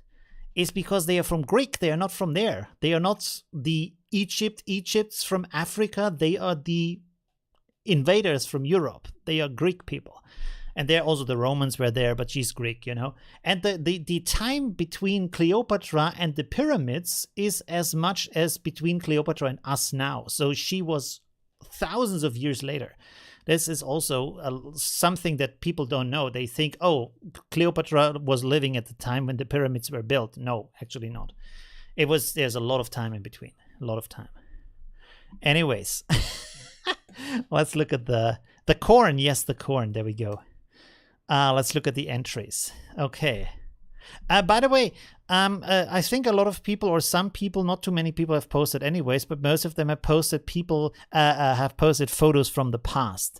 And that is okay, but it's not really what I want, because the difference is, and this is really important to understand, the difference is when you post photos from the past that fit the exercise, you select from a lot of pictures the one that fits. And this is, you haven't taken that picture with the purpose of the exercise in mind. So you actually didn't exercise. You just selected out of your thousands of photos one that fits that description. That is not helping you. Going out there, even if you don't have something nice to photograph, but still try to do that and try to have a nice composition for whatever it is. Go to your park or photograph at home and I don't know, arrange some pots in a nice way, whatever it is. Photograph your cat in a nice way. It could be anything. But when you do the exercise and you do like 50 or 80 photos and then pick the one photo or the two photos where you think from these 80 photos that I just took, this is the one I like most, this is exercising. When you select pictures from the past, it's not exercising. It's a huge difference. You're not going to learn anything from selecting old pictures, but you're learning a lot from creating new pictures with the exercise in mind. That's the important thing, with the exercise in mind. Arno says, I really like the game Horizon because the scenery is incredibly wonderful. I have so many games I have to play still. The list is like this. I have it. I haven't played it yet. I have it. It's still on my list. There's so many things. Oh man. Anyways, and today these video games, they take forever. Like 100 hours is nothing for one of these games today.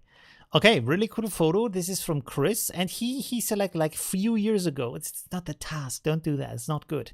Even if this is a great photo, I'm not saying the photo is wrong. I'm saying you didn't do the exercise. So, yeah.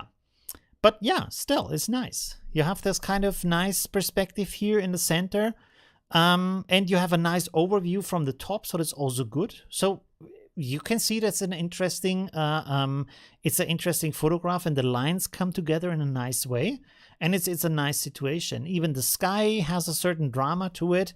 And you've made some interesting editing here where you pushed everything a little bit into the green values, even the clouds. So that's interesting, but of course possible. If you want to do that, why not, It's more this kind of cinematic, filmic feel when you have that, The first picture actually can do nothing else than wait for the optimal moment to take the picture, as you can go nowhere. I particularly like this composition out of the series taken during the ride. I vividly remember the scary ride in very windy weather. Okay, interesting. You don't really see it in a photo. That's the thing with the photo, right? Of course, you could, of course, I mean, you're probably not there at the moment, but this could be a task, you know, when you see this and say, hey, I was scared of the windy weather. How could you take that photo so we see the windy weather and the scary emotion that's happening at that moment? So you see, you take these photos, you see, hey, cool composition, but it doesn't, there is another thing. So one exercise leads you to a finding, and the finding leads you into the next exercise. This is why the exercise is so important, because you do something and then you're like, oh, that works. I should try that, or I should go, this is nice, but I need to have a little bit more emotion in there, right? So for example, right now for me, because I like to learn to film better, to show you the videos on how I photograph out in the world, I'm trying a lot of different settings, not settings for the camera, but settings for the lens, for the camera, of how I can position, how I can move the camera, stuff like that. So I try all kinds of different things, and then I came home and then I look at them and I edit them, and then I go out again, and in between I look at other videos, how other people do that, what works, what doesn't work, what is good for my flow, what isn't good for my flow, how they use these scenes to push the story along or don't, stuff like that. And I'm getting better, slowly better.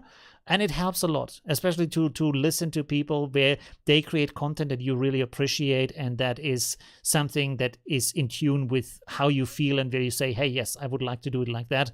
Because not because you think they have a great life, you want to have the same life, but because you think they do something that feels good to you and has the same motion, the same vibration, the same energy as you have. This is the important part, you know, because otherwise you just follow dreams of other people. That's not the reason to do these things, right? Okay, let's go on to the next one. Also nice. Okay, interesting. A composition of architecture elements, artworks, and the cables. Cables? Oh yeah, then the background. Okay. Yeah. Interesting.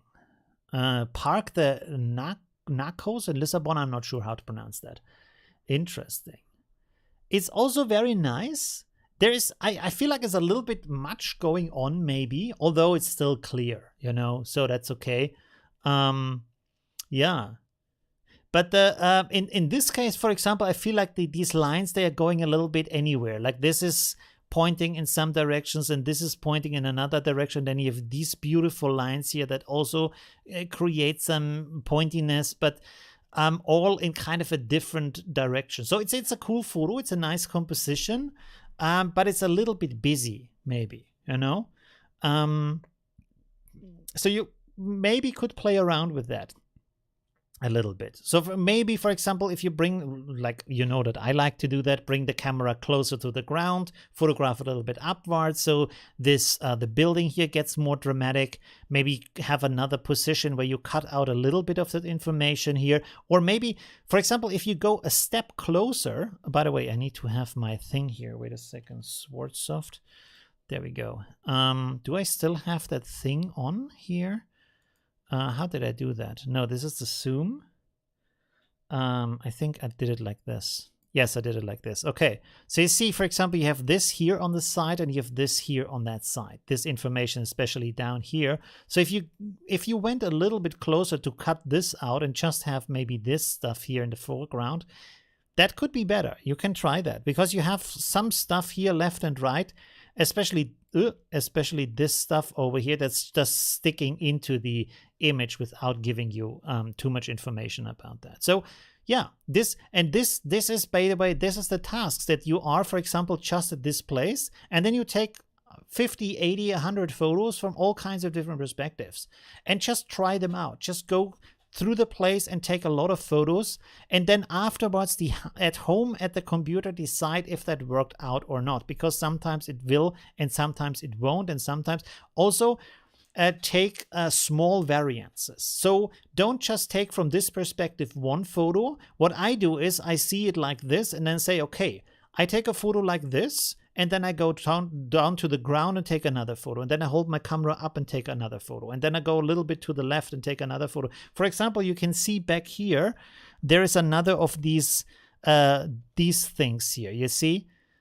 Is it? Yeah, this is also here. So maybe when you go a little bit to the right or the left, you could put this pole right in the middle in between here, between these two. Maybe that could be good. So you can try that out. You can play around with that, right? So yeah, just go there and take like 50 photos with all kinds of perspectives. Go a little bit to the left, go a little bit to the right, all these kind of things, right? What does the chat say? 1 second. Let me look at the chat real quick.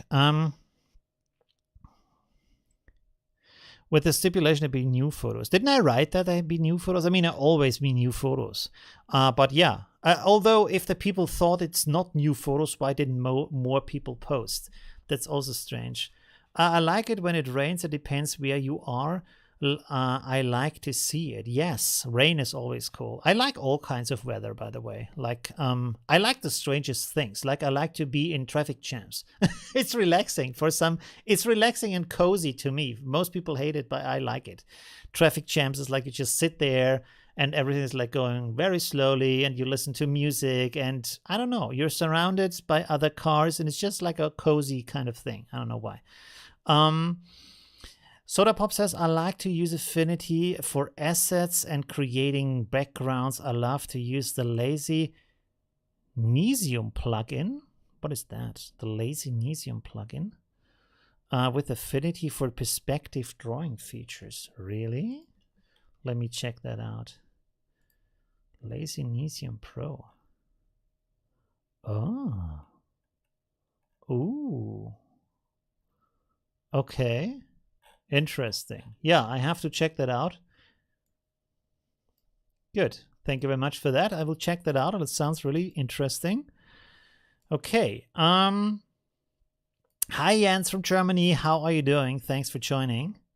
I'm a bit late today. Don't worry about that. We will go on. The show must go on. There we go. Okay. What else do we have? There's another picture here. Also nice. I don't know why this guy's here in the foreground. I'm adding a third picture taken in the center of Lisbon. This totally unknown guy was taking a picture of this beautiful gallery. He really made the composition of my picture complete and very interesting. Okay, so you wanted him to be there. Interesting. Yeah, nice. Again, I would play around with. I mean, of course, maybe you don't have enough time and this guy's moving away. Of course, he's standing there with the tripod, so maybe there is some time. But just to try different kind of perspectives, maybe move him more in the center so all the lines are coming down onto him because this is a little bit to the left, or maybe put him more to the side, you know? So this is, by the way, this is a classic problem of when things are not completely in the center, you know? If things are a little bit off center, they can often be annoying because it's not distinctively different, and so it's kind of you kind of feel like it's almost there but not really, and it's kind of itching, you know? I'm not saying in this case it's the case, but sometimes it's better that you have the person distinctively to the side over here, or distinctively completely in the middle of everything, so the lines point at that person completely. You know, it's often, it can be more satisfying. You know what I mean? Yeah. Okay, let's go. Also, by the way, when you look here, classic mistake also is to bring things too close to the center, too close to the edge of the photograph. You know, so a little bit more distance. It's never good to bring either things go over the edge or they are away from the edge. So let me where can I draw? You see, when this is the edge and you have something like this, that doesn't feel comfortable. So if it's like this a little bit away, that's good. Or if it's like this, that's also nice. When it's distinctly over the edge, so you know it's a distinct decision to do that. By the way, another thing that I just saw is the horizon is not straight in your image. It's a little bit tilted. So you can maybe adjust it later on by cropping it a little bit differently, right? Okay, let's go here for Peter. By the way, what does the chat say?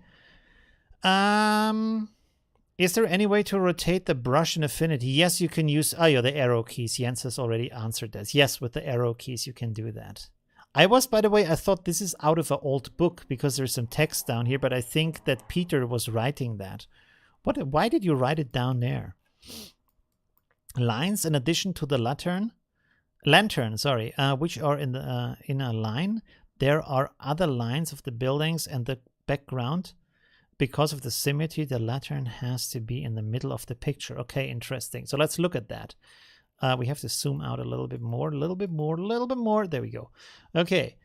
Yes. This is, by the way, it's pretty hard to find the center. And actually, as you can see, is it completely? I guess it is completely the center, because you see here in the background, you have this line from the building, and then next to it, you have this line here.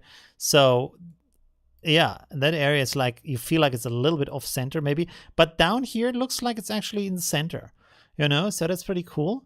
Again, here you have a very close proximity of that, how do you say, the bubble here of that light, and then the edge here, and this edge here also that's pointing into that thing here. So that's, maybe push it a little bit higher by bringing the camera close, bringing the camera lower. Like that. Closer also would push it up away a little bit, by the way. So yeah, you can try that. It also looks like, when you look at the image, you have here that light, but then you have the same one here and the same one here. So maybe if you take the same photo from the side, you would get this kind of parade of lights. You see, that goes like this over time. So that could also be an interesting photo to have. If you have it like this, and then maybe you have these buildings here in the background like so, that could also be interesting, maybe like so. You know what I mean? So that could be an interesting shot maybe. So again, try just to take different pictures, different perspectives, and see how well that works.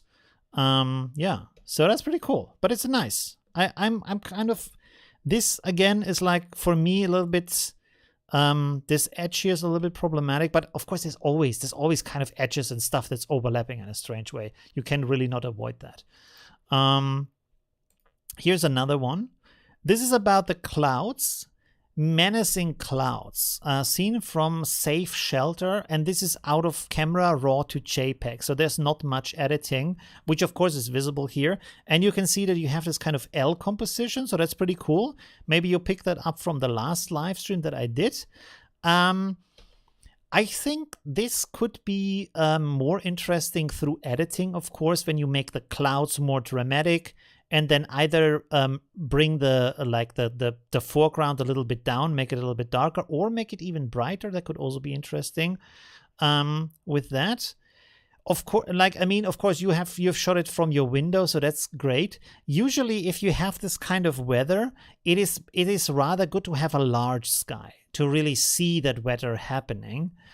Here, it feels like everything is a little bit like packed in. Of course, it's nice that you followed these kind of rules that we talked about last time. So you have this kind of L shape here, and then you have something here on the side that cancels the attention out from that side. But in this, with the clouds, it feels a little bit dense. It feels a little bit compressed compared to the size of the clouds. But maybe if the sky becomes dramatic, that could be still interesting. So that could be nice. But also, what I would say here that you could try is to have less foreground in that picture, so you have more attention to the sky, you know? Maybe crop it a little bit closer, because if this is mainly about the sky, the foreground is just taking up a lot of attention in that picture, you know? So maybe if it is like this, so you go down here, and then maybe take this here with you, like so. Maybe let it open to one side so that the storm can go somewhere. This could maybe be an interesting crop. You can play around with that. Maybe take a little bit more from the left side here, and just like less foreground. So you have basically now I removed that thing. So you basically have this kind of 1/3 and 2/3 kind of rule. You see two parts sky and then 1 part foreground. Could be interesting. Soda Pop says, cool thing about Lazy Nesium is it literally connects and works with almost any program. Really? Okay, cool. I have to check that out. Thank you very much. If it's really awesome, I will make a video about that too. Okay, let's go on here to the next. We don't have too many more pictures though. Sorry. Let me refresh this first. Maybe there's some late entries. We never know. And also write some other questions or stuff if you have about the topic of today, how to be creative. Yeah, okay. This is an image where it's almost there but not quite. And this is like, I have the same problem with my camera because the screen is so small. One of the advice I can give you is to look through that, what is it called? The little looky window. What is the English word for that? So you have the big screen here, and you often look onto that and see the landscape here, like so. But actually, it is better to look in here. The reason is because when you look in there, it fills your field of vision. It looks like it's as big as a wall, and you can really see what the composition is, while here on the screen it's still just a very small part of your vision field, and so it's hard to judge these small details. So when you look at the photo, you can see that these lines, it's really beautiful to have these lines here, but they are not completely center, and it's also not just not completely center, but it's also going a little bit. It's going a little bit to the left side here. You see, it's a little bit bendy to the side too. So it's really hard to get that. This, by the way, is again the viewfinder. Yes, the viewfinder.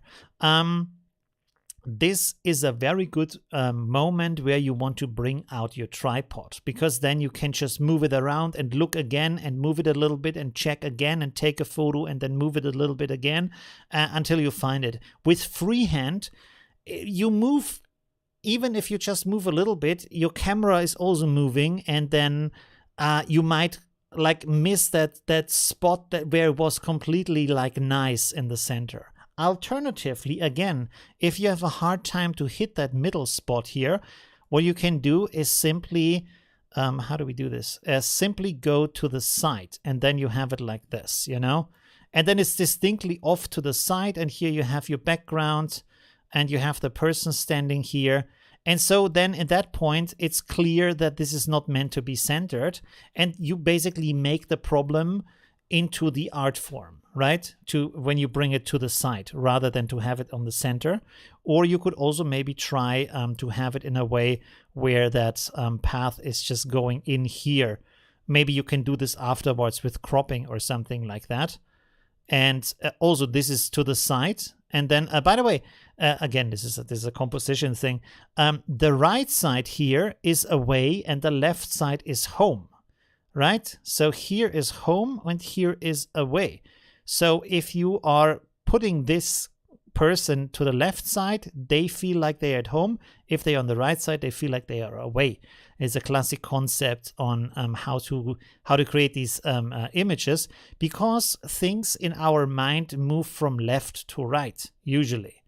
And the easy way to prove this is this line, you would say probably is going upward. It's not going downward, because we see it from left to right. We start here and we go there. And this line is going downwards because we are starting here and we are starting here.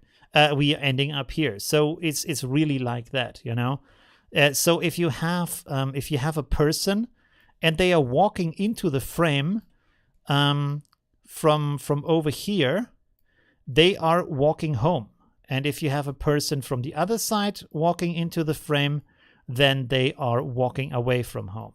They're coming from, oh, I have 3 legs. It's a male. Okay, anyways. Okay.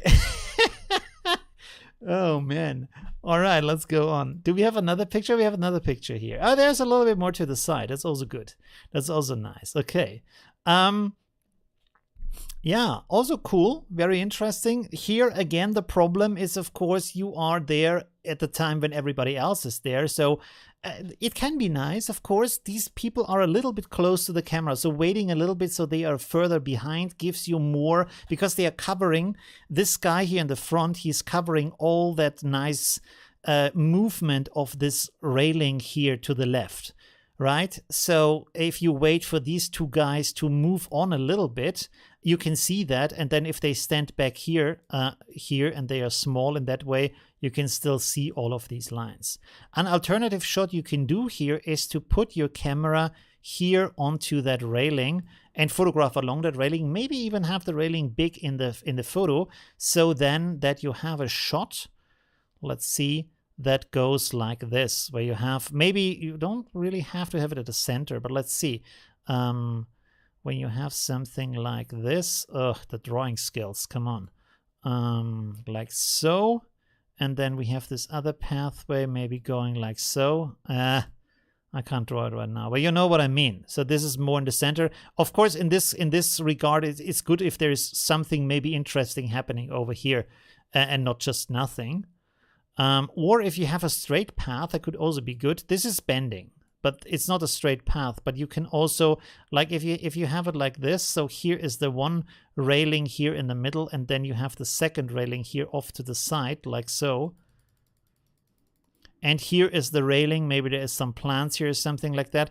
And here on that side is just C. That could also be an interesting shot. And see, when this thing is more in the center. In that case, it's easier to have that in the center. So different kind of things. Or what you can also do, again, as I like to do, having the camera close to the ground. And then, of course, you have this kind of thing where it can come. Oh, my God. What would be the perspective here? Let's do it like this. So, and then you have these planks here. Go like this. And then, I don't know, you have the background here or whatever. You know, so that could also be an interesting shot to bring the camera closer to the ground. Yeah, so just try different angles. Or take much photos and remove them with help of your tutorial. Yes, that's also good. Yes. This is, by the way, a video I want to do soon. I have done this before, but I want to do it in a more crowded place, because this is also one of the topics you're interested most of you is how to shoot in crowded places. So sometimes you can overlap the people with stuff in the foreground. Sometimes you find places that are not as crowded, or you have a tripod take multiple photos. These kind of things I will show you in a video that's coming soon. This is from Sandra. Okay, interesting. So here you have this kind of middle divide, which is a good idea. It can be a good idea. In this example, though, again, you have these objects here and here very close to the upper border. So they are pressed against that. It's like we see these borders as physical borders. So in this case, you feel like they are hitting the roof of the image. They are pressing against it. They're like this. The buildings are like, oh, let me give me some freedom. So that is not so great, maybe. In this case, it would be better if you have the more space for this and have less of the sea in the foreground. So basically, what you do is you have a little bit of sea down here, and then you have here these kind of mountains and then the buildings here on top. But mostly these kind of buildings, and then also leave some space on top, so there's a little bit of breathing space in there, right?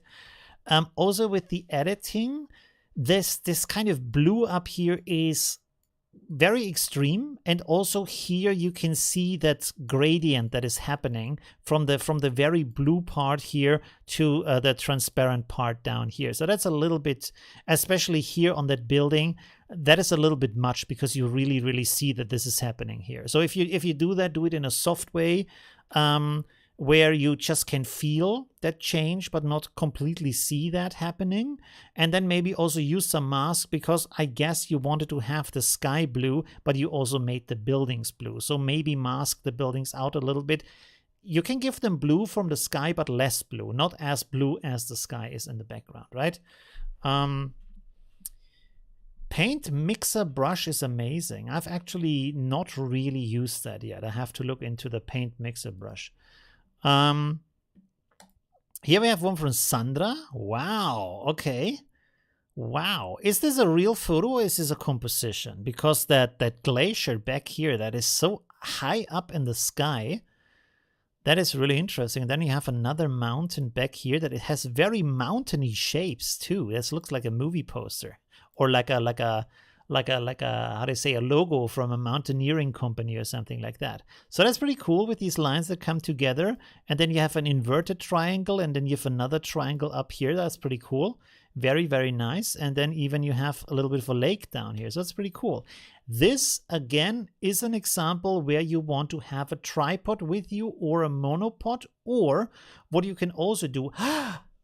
This is an example for a video that I have to shoot for you. Let me write that down real quick. Let me make a new note here.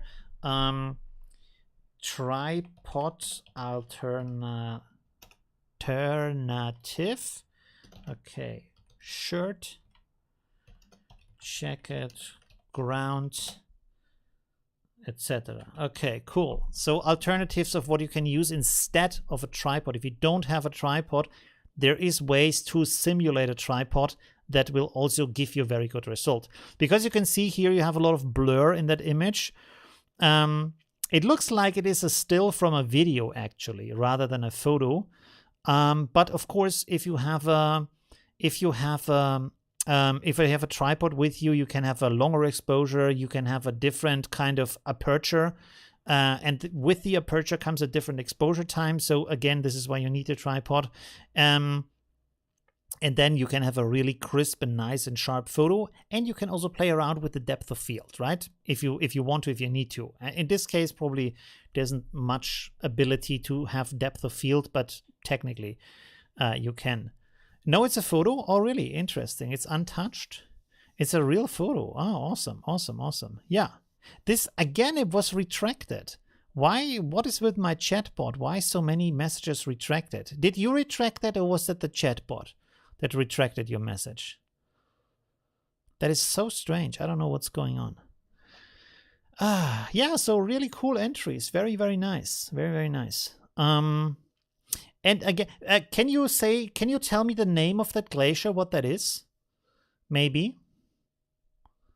So we can look up some pictures of that. Let me know what the glacier is.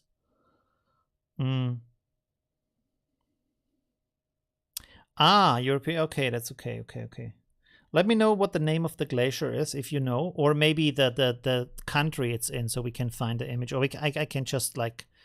But the name would be good. We can also find another glacier. Oh, we can actually use Google's Lens. Let me see how good that works. Stephanscoven. Yeah, there we go. Look at that. Google has already found it. And actually, very similar photos here. So this is Stephanscoven. Okay, cool. British Columbia. Okay, cool. Using a drone? This is a drone photo? No, this is, Brenna says that. Okay, let me see here. Oh, no, this is something else. British Columbia.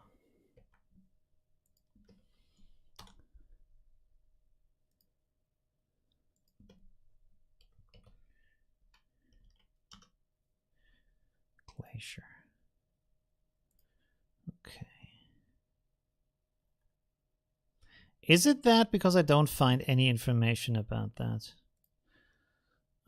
It's from a ship. Oh, okay, and the ship is moving. So yeah, I see.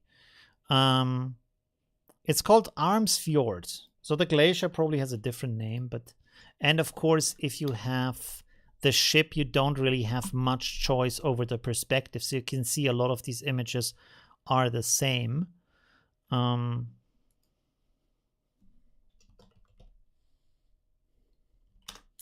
But you see, this is the problem with these kind of tours. Of course, you can't go there otherwise because it would be super expensive. But with the tours, the thing is, you go there in the way everybody else goes and at the time everybody else goes. Of course, in this case, you don't really have people in front of you. But for example, if you go to like a palace or I don't know, in the city, in the museum, the groups always come all to the same time because they have breakfast in the hotel and then they go there and then suddenly 20 buses arrive at the same time. So all the cool shots you can't do in that moment. So that's a little bit of a problem, of course. But when you research it like this, we can go to Unsplash. Unsplash, let's go like this. And then also go to Pinterest. And then search here. Good. And you see, you have a lot of different pictures and you can just collect some of them and see how was it photographed. What is the difference? What did they do? For example, here you can see there's a lot of like reflection in the foreground. The camera is close to the water to get that reflection. So you can think about how could I do that? How could I achieve that? For example, if you have a monopod, you could maybe lower your camera down towards the water, set it on a timer, lower it down, try to get that shot. That could be a possibility. Or maybe if there's a trip where they go on these boats, the rubber boats out there, there's another shot with a nice light here. So this is a good way to figure out before you get to the place, how can I photograph? Where do I have to stand? What kind of thing could I do to get a great shot of that, right? Of course, with a glacier, that's it. Right now, it's not a great example because you're on that boat. You don't have too much choice when you are there, how you are there, stuff like that. Let's make another example. Let's go with Colosseum in Rome. Colosseum, Rome. There we go. You see? So you research that, and then you see all these kind of pictures. What time of day have they been photographed? What kind of perspective? From what kind of angle? So, for example, you can see here there is this path. Oh, come on! There is this pathway, and there is this pathway. And there is this pathway. So this pathway apparently is a good choice to take that photo. And you can see here, when you have that woman, these stones are gigantic. They are really big. But when you look here, they look like small stones in front. So it's a completely different picture. You get a different emotion from that picture. And here you have yet another choice with artificial light at night. And you can see how the light changes the stones. Here's morning light from the side. This is an artificial sun, I guess, maybe done with luminar or stuff like that. I guess, I'm not sure, because if you look at the shadow, it seems to come from the side. Or maybe not. Maybe this is the actual sun, because the shadow is actually behind the stones here. This might be the actual sun. I'm talking stupid. You see, when you look at this shadow down here, it's actually coming from that direction. So this is actually the real sun. But what you can also see here is you have morning sun, but the lights in the Colosseum are still on. Another hint for you. So you pick up all these little hints where you say, okay, this path is cool. This time of day is cool. There's some light inside. Because if you imagine there's no light inside, it looks pretty dreary and dead. Doesn't look very good. Like when you look here at the building, there's just shadows inside. The building, the photo is awesome, but if you remove that person, the photo is not that great actually. The person makes the picture. Even with the person, it's actually not that great a shot. But anyways, the person makes that shot interesting, right? So there's other perspectives you can find here, just to figure out what to do. Also on the inside, stuff like that. You see, look at this. You have this wall here. So you see it, and then you can do two things at that moment.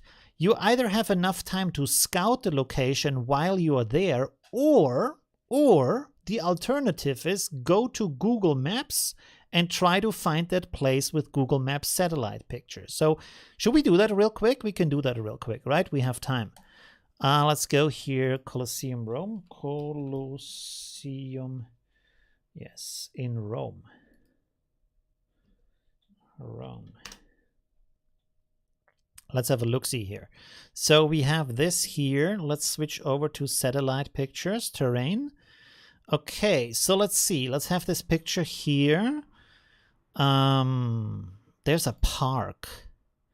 I guess it's this here. I think she's sitting on this thing here. You see? But There is something here. There's these elements here. I think this is that. And then she's sitting on this wall here, looking at the Colosseum. I'm pretty sure that's it. Because I don't see, it might be over here. Oh, there's more park over here. So, but I don't think it is. Let's see. Do we have some more hints here? We can maybe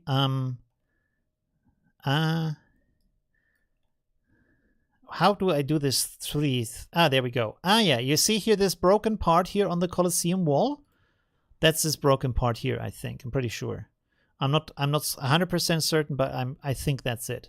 So I think she's sitting, but there's no stuff here. That's interesting. And there's a step in the wall. Maybe it isn't. Maybe it is over here. I'm not quite sure, right?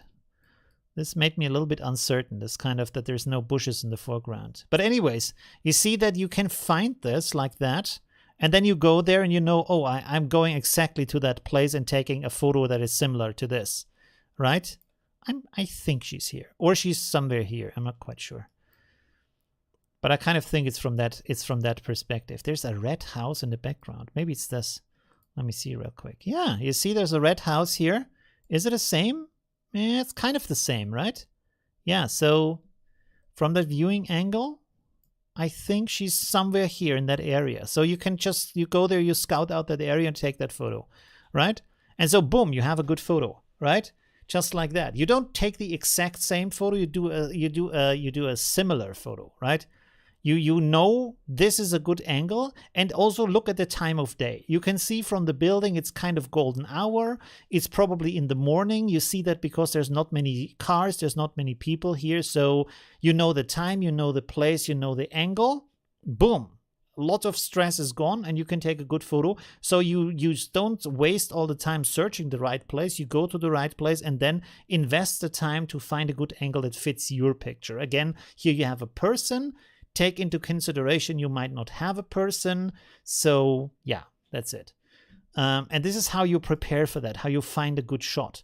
This is how that is easy to make. And by the way, this is how all of the professionals work. They have if they are really professional and if they can afford it, they have professional local scouts that they tell them the right spots. If not, they do it themselves like I do here, right? In that way. And then again, you find all these kind of perspectives and angles and stuff like that. Look at that, for example. This is a new perspective we haven't seen so far, where the building is opening up here. And personally, I didn't even know that the Colosseum doesn't... I thought the wall is going around the Colosseum in the same height. But apparently there is a broken part here where the wall just ends. I didn't know that. I haven't been in Rome for like 30 years or something, you know. You see this path here, you see very often. And this, by the way, this is another indicator where you say, okay, I see this very often. Maybe I'm not going to do that. Either I find a better way to do the same photo, or I'm not going to do this same photo because it's just everywhere. Everybody has done it before. So you at the same time you learn how to take photos, what's the best time, but also how to avoid photos. So for example, here in this again, you can see there's a photo where the sun is there at a certain point in time where the sun is exactly behind that. Now here's the next thing. How do you find that out where the sun is going to be? There we go. Sun locator online. Let's see if we have that. Sun calc. Yes, that looks good. Okay, let's click on accept here. We close this. And then I want to have the Colosseum in Rome. I wrote it wrong, but maybe they find it still. Damn it. How do you write that? There we go. 1 second. We always have it. Does he find it or not? Piazza del... Oh, that sounds good. Ah, there we go. Okay, cool. So now, I don't know this side, but usually you can move this around. I think up here. Yes, you see? This is the sun moving. So when you know exactly the place where you want to take a photo, you know, oh, I have to be there at that time. You need to enter the date. That's important because the Earth is turning around the sun. So the sun is not always all the year long coming from the same location. So enter the date and then figure out the time when you need to be where to get that sunlight. So again, when we see that, can we go here a little bit closer? This is the path here. I think this is the path where they photograph. So let's move this over. And you see that maybe it's a different time of year because you can see the sun can't reach behind there. We can try another month maybe. Let's go here to July. Done. Does this change anything? No, doesn't change anything right now. Did it update or not? I'm not sure if it's updated or not. Oh no, it changed back to, wait a second, let's go to July. Oh, I have to click on a date. There we go, you see? Now I can move it a little bit more. Come on. I can move it a little bit more over. You see, just like that. Let's go a little bit later. Let's go to September, 20th of September. Has it updated? I think it has. Ah, yeah. And you see now here is the start. This is the blue hour. This is the golden hour, right? So in September is not great. The sun is more over here. And this, so you know, and this is how you figure out when you need to travel there if you want to have a very specific picture to take. Here, did it update? This page is a little bit strange. I'm not sure if it's updating or not. Yeah. So let's see. April? No. So probably it was taken somewhere in July or June. So you see, with this research, you can even figure out when a photo was approximately taken by where the sun is. You see here, we can reach over here with the sun. It's not completely behind. I don't know how this guy has taken a picture. Maybe even when you have the blue hour over here, something like that, that could be it. I'm not quite sure. But anyways, is anybody still watching? Or I'm just talking to myself right now? But you see how much you can get from that kind of research. You get the time of day, where you need, where the sun is, where the shadow is, what the perspective is, all that kind of thing. You can even think about the settings for your camera before you get there, so everything is already good. And then you can take the photo. And you can also see there's a lot of bad photos that are like, look at this. This is a classic tourist photo. And it doesn't look like anything. You see the building, but other than that, it's just not an interesting photo. Color-wise, from the perspective, nothing in there is like, it's like the photo you have in your passport. It's just there to show you what is there, but nothing else. And personally, I think a photo should have a story. Not everybody agrees. Some people just want to take a picture, but I think a story is good. So finding that story is, is a task, right? And this is the easy way, you know, to do that. You see, everywhere is this. And by the way, when we look at this here again, when you look at this, why is everything so obsessed with this path here? Well, the reason is because the path gives you lines, and these lines lead up to that opening here in the Colosseum, and also that line that is coming here from the center of this path. And this is all this kind of composition that's happening. This is why a lot of people seem to prefer this kind of path here. This is kind of from the side. Probably he went a little bit to the side to get the sun in here. I'm not quite sure. Here you can see it's all almost from the center. This is almost from the center.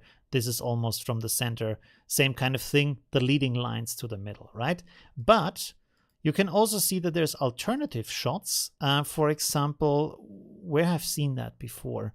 1 second. There was one I have seen just a second ago where it's not like that. This down here, this one. Look at that.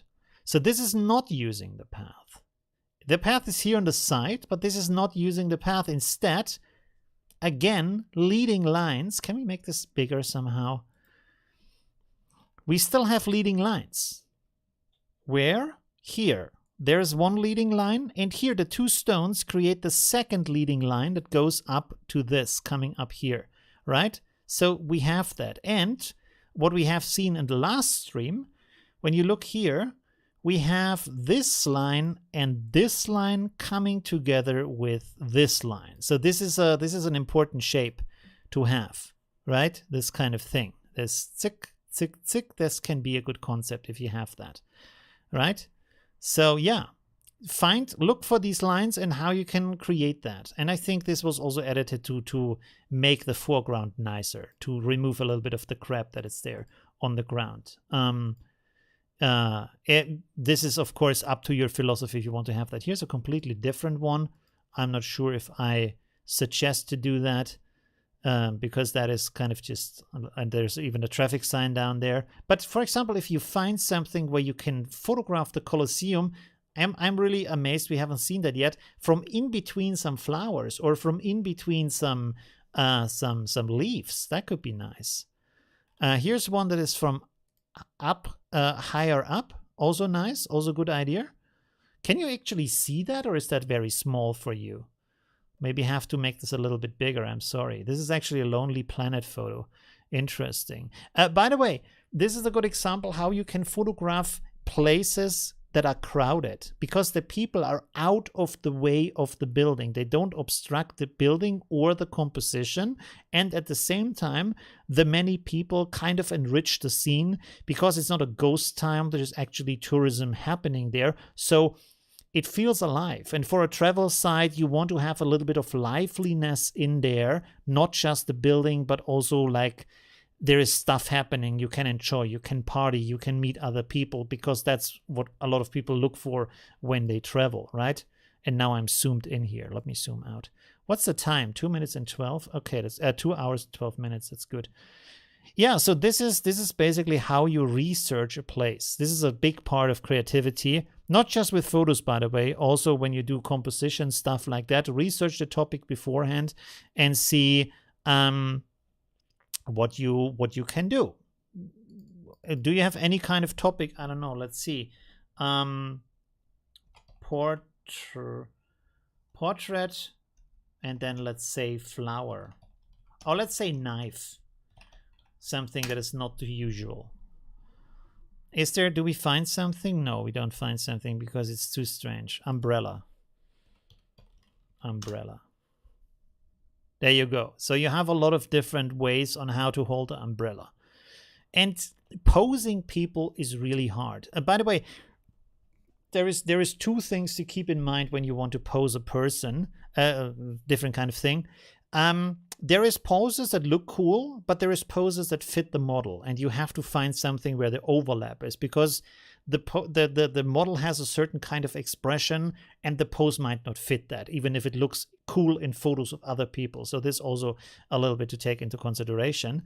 But you can see that there's a lot of ideas of things you can do, of ways to hold that, of ways to like perspectives to photograph that from the side, from the top, from down there. Here you can put a little bit of a light in there. A pocket LED light is probably good enough to do that. Stuff like that, you know?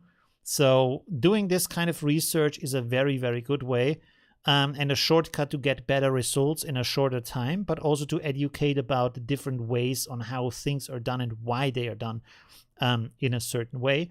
And again, really analyze the picture. Let's look at this picture here. This is actually a painting. I think it's not a photo. But anyways, you can see here the way the person is holding the umbrella, but you can also see where the light is coming from and what kind of position this is photographed in and what the background is used for. So you get a lot more information than just how the umbrella is in the photo.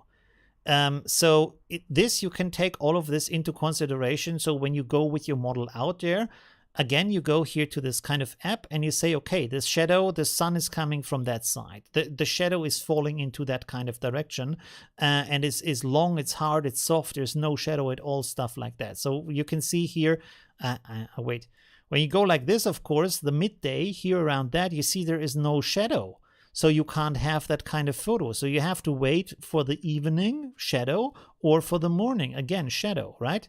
So this is how you plan all these kind of things. Now I don't find the image anymore. So you say, I want to have it like this with the shadow in the background. Figure out what time of day that is and then take the photo like that, right?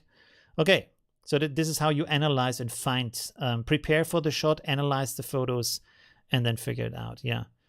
And you can and also figure out some negative examples. For example, here you can see this. This is not a great shot. Why, for example, is the model standing with the back to the sun? Doesn't make any sense, right? You can see the shadow is falling here in the foreground. Bring this over here. Open this up separately. Oh, come on. Look at that. You can see that the sun is coming clearly from here and the shadow is down there. So she is completely in shadow at that moment. Why? Why is she not in the sun? And then you have this stuff here that's happening in the background for some reason. And all of that is sharp at the same time. You see? So she's sharp in the foreground and then all of the background is sharp too. That's also not great. You don't do that, right? You want to carve that person out from the background, right? And bring the person in the sun, either completely in the sun or the side, so you have a nice shadow. That's also good, but not in the shadow completely, because then that doesn't make sense, right?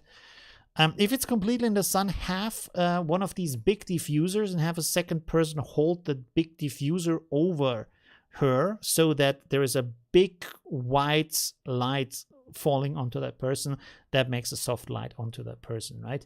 I also need to make that as an example video. I have to ask my friend to model daylight positions and diffuser with sunlight. I actually need 2 people for that. Yeah, this is the thing. When you want to do this kind of stuff with models, you probably need an assistant too. And you probably also need someone who's good with makeup. So model photography is a little bit more involved. Okay, anyways, I guess your mind is, your mind is already exploding a little bit with all of the information I'm pushing again.